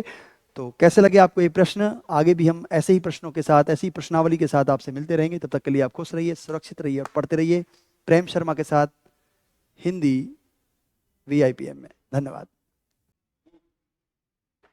नमस्कार दोस्तों, VIPM इंस्टीट्यूट के ऑनलाइन प्लेटफॉर्म पर आप सभी का स्वागत है। जैसा कि हम लगातार जिस सीरीज को देख रहे थे, उसी सीरीज का 4th ग्रेड का अंदर 6 पेपर का आप सॉल्यूशन लेकर के आए हैं। तो चलो स्टार्ट करते हैं और देखते हैं कि किस तरह के क्वेश्चन थे और क्या क्या उनके आंसर थे। देखिएगा, जैसा कि राजस्थान के प्राचीन ग्रंथों में उल्लेखित है कि राजस्थान का वह किला जहां युद्ध की योजना और रणनीति बनाने में निपुण सैनिक रहते थे, उसे कहा जाता था। यानी कि ऐसे दुर्ग के बारे में पूछा गया है जहां पर वो जो सैनिक जो थे वो अपनी योजना और प्लानिंग बनाया करते थे। वो कौन सा दुर्ग हो सकता था? पारिद जिसके चारों तरफ, पारिक जिसके चारों तरफ जल हो, पारिद जिसके चारों तरफ रेत के मरुस्थल में जो बनाओ। सैन्य दुर्ग कौन सा? नाम भी पड़ गया कौन सा? सैन्य दुर्ग। क्योंकि आपने यहाँ पर क्या पूछा है? जहां पर युद्ध की योजना और रणनीति बनाने वाले निपुण सैनिक रहते हो, तो सैनिक जहां पर रहेंगे उसे सैन्य दुर्ग के रूप में जाना जाता है। जैसे जल दुर्ग आपको देखने को मिलेगा राजस्थान के अंदर। गिरी दुर्ग आपको देखने को मिलेगा, पारीख दुर्ग आपको देखने को मिलेगा। तो राजस्थान में कहते हैं 9 प्रकार के, मुख्य रूप से 9 प्रकार के दुर्गों के प्रकार होते हैं, दुर्ग के प्रकार। ठीक है, पहाड़ी पर बना हुआ गिरी दुर्ग, कहते हैं गढ़ तो गढ़, चित्तौड़ बाकी सब गढ़इयो, मतलब कहते हैं कि दुर्गों में सबसे श्रेष्ठ दुर्ग जो है वो चित्तौड़गढ़ का दुर्ग माना जाता है। और ज्यादातर दुर्ग आपने देखे होंगे अरावली पर्वतमाला या अरावली की पहाड़ियों के अंदर ही आपको स्थित होते हुए दिखाई देंगे, क्योंकि सुरक्षा की दृष्टि से वो महत्वपूर्ण थे। तो युद्ध जहां पर सैनिक रहा करते थे उसको सैन्य दुर्ग के रूप में जाना जाता है। निम्न में से कौन सा गिरी दुर्ग नहीं है? कौन सा गिरी दुर्ग नहीं है? गिरी दुर्ग की बात की गई है तो देखिएगा गागरोन, जालोर, चित्तौड़ और सिवाना। तो आपको पता होगा ये कहीं ना कहीं किसी न किसी पहाड़ी पर आपको देखने को मिलेंगे, तीनों के तीनों दुर्ग। और अभी अपने ने बात करी थी गढ़ तो गढ़ बाकी सब, गढ़ तो चित्तौड़ बाकी सब गढ़इयो। तो चित्तौड़गढ़, जालोर और सिवाना ये तीनों के तीनों कहीं ना कहीं आपको गिरी दुर्ग के रूप में देखने को मिलेंगे। लेकिन गागरोन जो दुर्ग है वो एक तरह का जल दुर्ग है, इसको भी याद रखिएगा। और आहू और काली सिंध, कौन सी? आहू और काली सिंध की नदी के किनारे पर यह दुर्ग बना हुआ है, राजस्थान का एक जल दुर्ग के रूप में इसको जाना जाता है। तो आंसर क्या होगा? गागरोन दुर्ग। नेक्स्ट, चारचोमा मंदिर राजस्थान के किस जिले में है? चारचोमा मंदिर राजस्थान के किस जिले में आपके एग्जाम्स में पूछा जाता है। ध्यान रखिएगा कि कोटा में, बूंदी में, झालावाड़ में या सीकर में। तो चारचोमा मंदिर ध्यान रखिएगा शिव मंदिर है।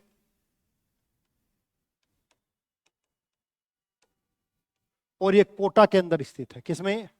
कोटा का प्राचीन एक शिव मंदिर के रूप में इसको जाना जाता है, एक शिवालय के रूप में इसको जाना जाता है। बच्छावतों की, रामपुरियाओं की, गुलेछाओं की, सेठियों की हवेली के लिए राजस्थान कहां पर, ये सारी की सारी हवेलियां कहां पर स्थित हैं? जैसलमेर में, सीकर में, जोधपुर में और बीकानेर के अंदर। तो राजस्थान के अंदर आपको जानते ही हैं राजस्थान हवेलियों के लिए अपने आप में चर्चित माना जाता है, इसको ध्यान रखिएगा। तो ये सारी की सारी हवेलियां आपको देखने को मिलेंगी कहां पर? बीकानेर जिले के अंदर ये हवेलियां आपको देखने को मिलती हैं। सेठिया की हवेली, बच्छावतों की हवेली, रामपुरिया की हवेली। और फेमस, प्रसिद्ध फेमस है ये, इनकी आर्किटेक्चर को देखने के लिए लोग दूर दूर से कहीं ना कहीं आपको देखने को मिलेंगे। नेक्स्ट, राजस्थान में कौन हाथ में भाला लेकर एक योद्धा के रूप में, सांप देवता के रूप में पूछे जाते? राजस्थान में कौन हाथ में भाला लेकर एक योद्धा के रूप में, सांप देवता के रूप में जाने जाते हैं? गोगा जी, पाबू जी, देवनारायण जी या रामदेव जी। तो आपको पता ही है कि सांप देवता के रूप में इनमें से मुख्य रूप से माने जाते हैं कौन से? गोगा जी। तो सांप देवता के रूप में गोगा जी को जाना जाता है। जाहर पीर, जाहर पीर के रूप में इनको जाना जाता है। महमूद गजनवी से इन्होंने युद्ध लड़ा था, ये भी याद रखिएगा। ददरेवा चूरू, और साथ साथ में आपको याद रखना चाहिए कहां पर? गोगामेड़ी, गोगामेड़ी हनुमानगढ़, ये दो इनके महत्वपूर्ण स्थल हैं। इसके अलावा सांचौर भी इनका एक प्रमुख स्थल माना जाता है, ये भी आपको याद रखना है। ठीक है, तो गोगा जी को याद है कि गोगा रखड़ी हल के ऊपर बांधी जाती है, गोगा रखड़ी, इसको भी ध्यान रखिएगा। ठीक है, तो आंसर क्या होगा इसका? ए इसका आंसर होगा। नेक्स्ट, लाछा गुजरी की गाय चोरी हो जाने पर किस लोक देवता ने उनकी सहायता करी थी? लाछा गुजरी की गाय चोरी हो जाने पर किस लोक देवता ने उनकी सहायता करी थी? बाबा रामदेव जी, बाबू जी, गोगा जी या तेजा जी। तो कहीं ना कहीं आपको ध्यान करो, अगर राजस्थान में जितने भी लोक देवता हैं वो कहीं ना कहीं आपको देखना कि वो कहीं ना कहीं गायों की रक्षा के लिए उन्होंने अपने प्राणों का त्याग किया, निश्चित तौर पर आपको देखने को मिलेगा। तो ध्यान रखिएगा कि लाछा गुजरी स्पेशल दे दिया, सारे ही हैं लेकिन लाछा गुजरी स्पेशल आ जाता है। तो ध्यान रखिएगा तेजा जी को आपको जानकर। वचन सिद्ध पुरुष के रूप में जाने जाते हैं, सांपों के देवता के रूप में इनको जाना जाता है। ठीक है, वचन सिद्धता के लिए इनको जाना जाता है, ये भी याद रखिएगा।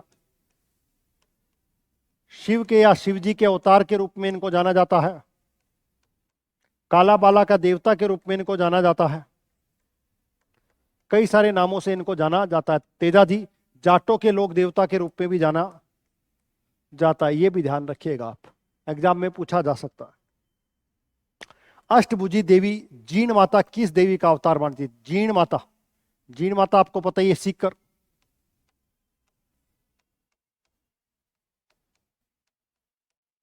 चौहानों की कुलदेवी के रूप में किसको माना जाता है? तो वो ये जो जीण माता है ये किसका अवतार मानी जाती है? सरस्वती का, दुर्गा का, लक्ष्मी का या गायत्री का? तो ध्यान रखिएगा, जीण माता दुर्गा माता के अवतार के रूप में जानी जाती है। अष्टभुजा है और 2.5 प्याले शराब, कौन सी? 2.5 प्याले शराब इनको चढ़ाई जाती है, भी ध्यान रखिएगा, शराब। दूसरा, सभी देवियों में सर्वाधिक लंबे गीत इन्हीं के आपको देखने को मिलेंगे, ये भी आपको याद रखना है। नेक्स्ट क्वेश्चन, कपिल मुनि का मेला लगता है, कपिल मुनि के मेले की बात की गई है पुष्कर के अंदर, कोलायत के अंदर, मुकाम के अंदर, गोगामेडी के अंदर। तो ध्यान रखिएगा, कपिल मुनि, जैसे आप पुष्कर के अंदर कार्तिक पूर्णिमा को मेला लगता है, वैसे कोलायत के अंदर भी कार्तिक पूर्णिमा को मेला लगता है। और इस मेले को कपिल मुनि के मेले के रूप में जाना जाता है। क्यों? क्योंकि कपिल मुनि ने यहां पर क्या करी थी? तपस्या करी थी। और यहां पर भी पुष्कर मेले की तरह का दीपदान किया जाता है, इसको भी आपको याद रखना है। तो कोलायत, बीकानेर, कोलायत कहां है? बीकानेर के अंदर, ये भी याद रखिएगा। नेक्स्ट, होली के अवसर पर नहान का आयोजन कहां किया जाता है? नहान, होली के अवसर किया जाने वाला एक कार्यक्रम जिसको नहान कहते हैं, कहां किया जाता है? भिनाई में, ब्यावर के अंदर, सांगोन में या श्री महारजी में? तो होली के अवसर पर नहान का आयोजन निम्न में से कहां किया जाता है? तो सांगोद कोटा के अंदर इसका आयोजन किया जाता है, इसको भी याद रखिएगा, सांगोद कोटा के अंदर इसका आयोजन कहीं ना कहीं किया जाता है, इसको ध्यान रखिएगा।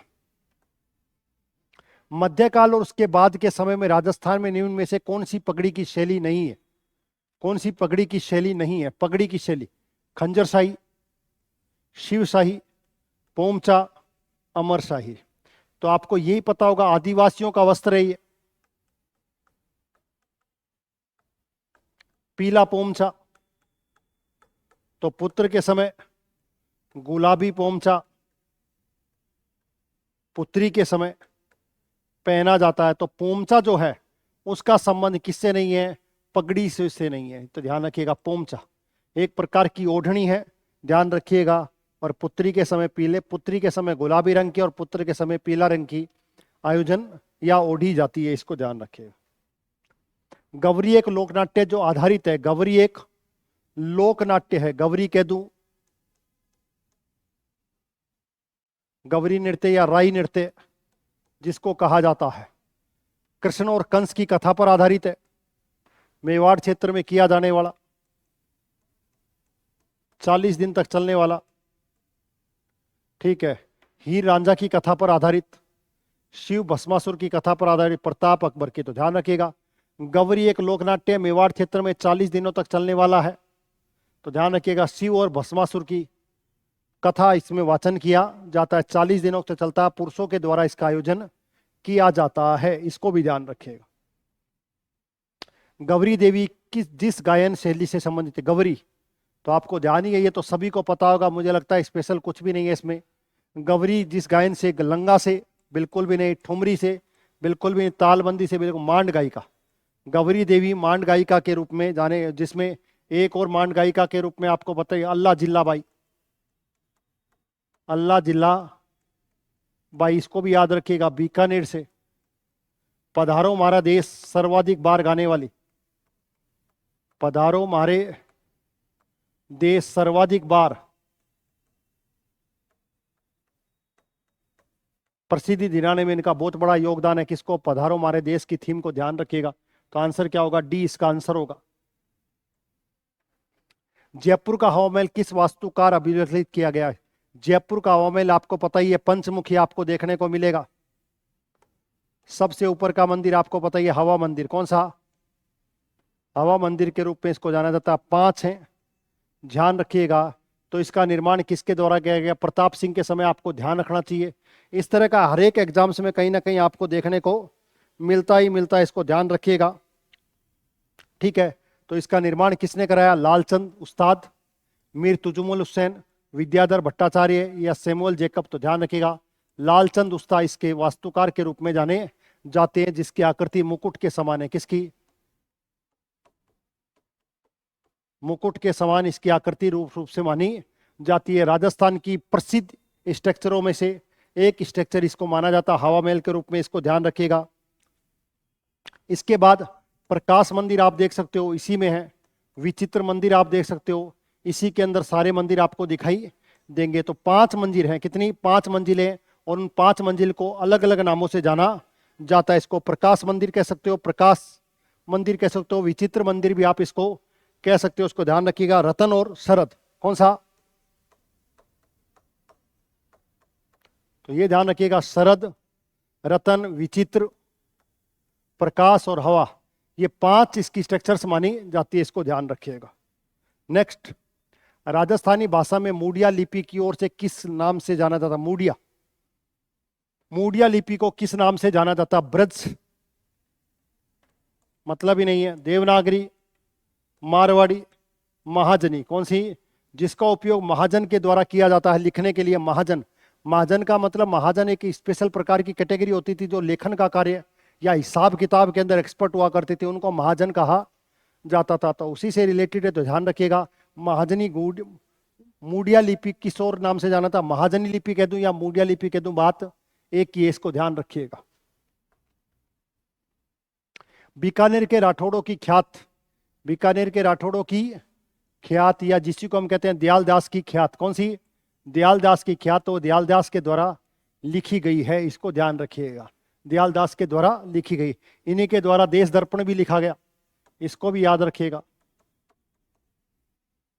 नेक्स्ट, जयपुर फुट के निर्माता कौन है? जयपुर फुट के निर्माता कौन है? देखिएगा, PK Sethi, GS Mishra, RK Maheshwari, doctor PK Sai. तो डीपीएस ध्यान रखिएगा, पद्मश्री से भी ये सम्मानित किए गए हैं।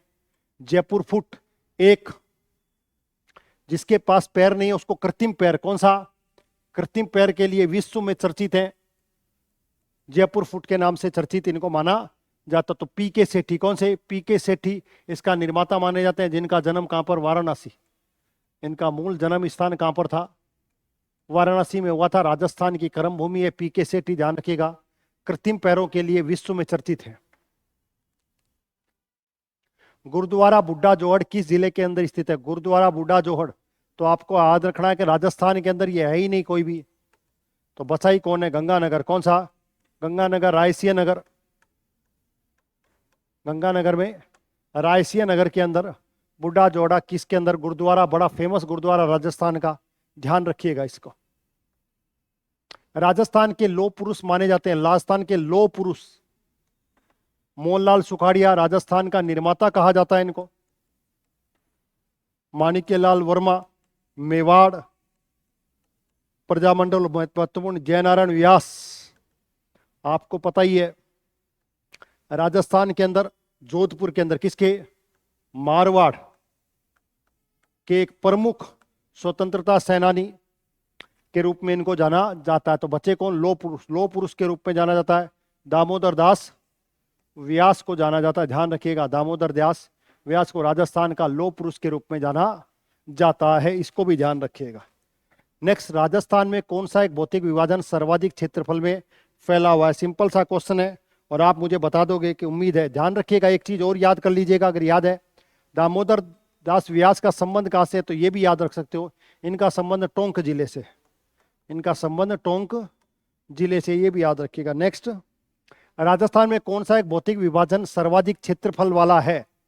सर्वाधिक क्षेत्रफल वाला पूर्वी मैदान, उत्तर पश्चिमी, दक्षिणी पूर्वी पठार, अरावली पर्वत श्रेणी। तो कौन सा पूछा गया इसमें? क्षेत्रफल में पूछा गया, तो आपको पता ही है 61.11% क्षेत्र, इसको आपको याद रखना है। दूसरा, अरावली आपको रखनी है 9% पर, पूर्वी मैदान आपको 23% पर, और ये 6.89%। तो सबसे बड़ा कौन सा होगा? यही इसका सबसे बड़ा होगा। फर्स्ट सबसे बड़ा ये, और सबसे लास्ट सबसे छोटा पठार प्रदेश, इसको ध्यान रखिएगा। नेक्स्ट, राजस्थान में मरुस्थल का विस्तार किस दिशा में हो रहा है? मरुस्थल का विस्तार किस दिशा में हो रहा? पूर्व से पश्चिम, दक्षिण से उत्तर, पश्चिम से पूर्व, उत्तर से दक्षिण। राजस्थान में मरुस्थल का विस्तार ध्यान रखिएगा, निश्चित तौर पर आपको देखने को मिलेगा। तो मरुस्थल का विस्तार ध्यान रखिएगा, दो तरीके से हो रहा है, पश्चिम से पूर्व भी और दक्षिण से उत्तर की दिशा में भी आपको देखने को मिलेगा। लेकिन इसमें दोनों है तो पश्चिम से पूर्व इसका आंसर होगा कि राजस्थान का विस्तार पश्चिम से पूर्व, क्योंकि पश्चिमी राजस्थान मरुस्थलीय प्रदेश के रूप में भी जाना जाता है। और इन दोनों के बीच में एक अरावली पर्वतमाला आती है। कौन सी?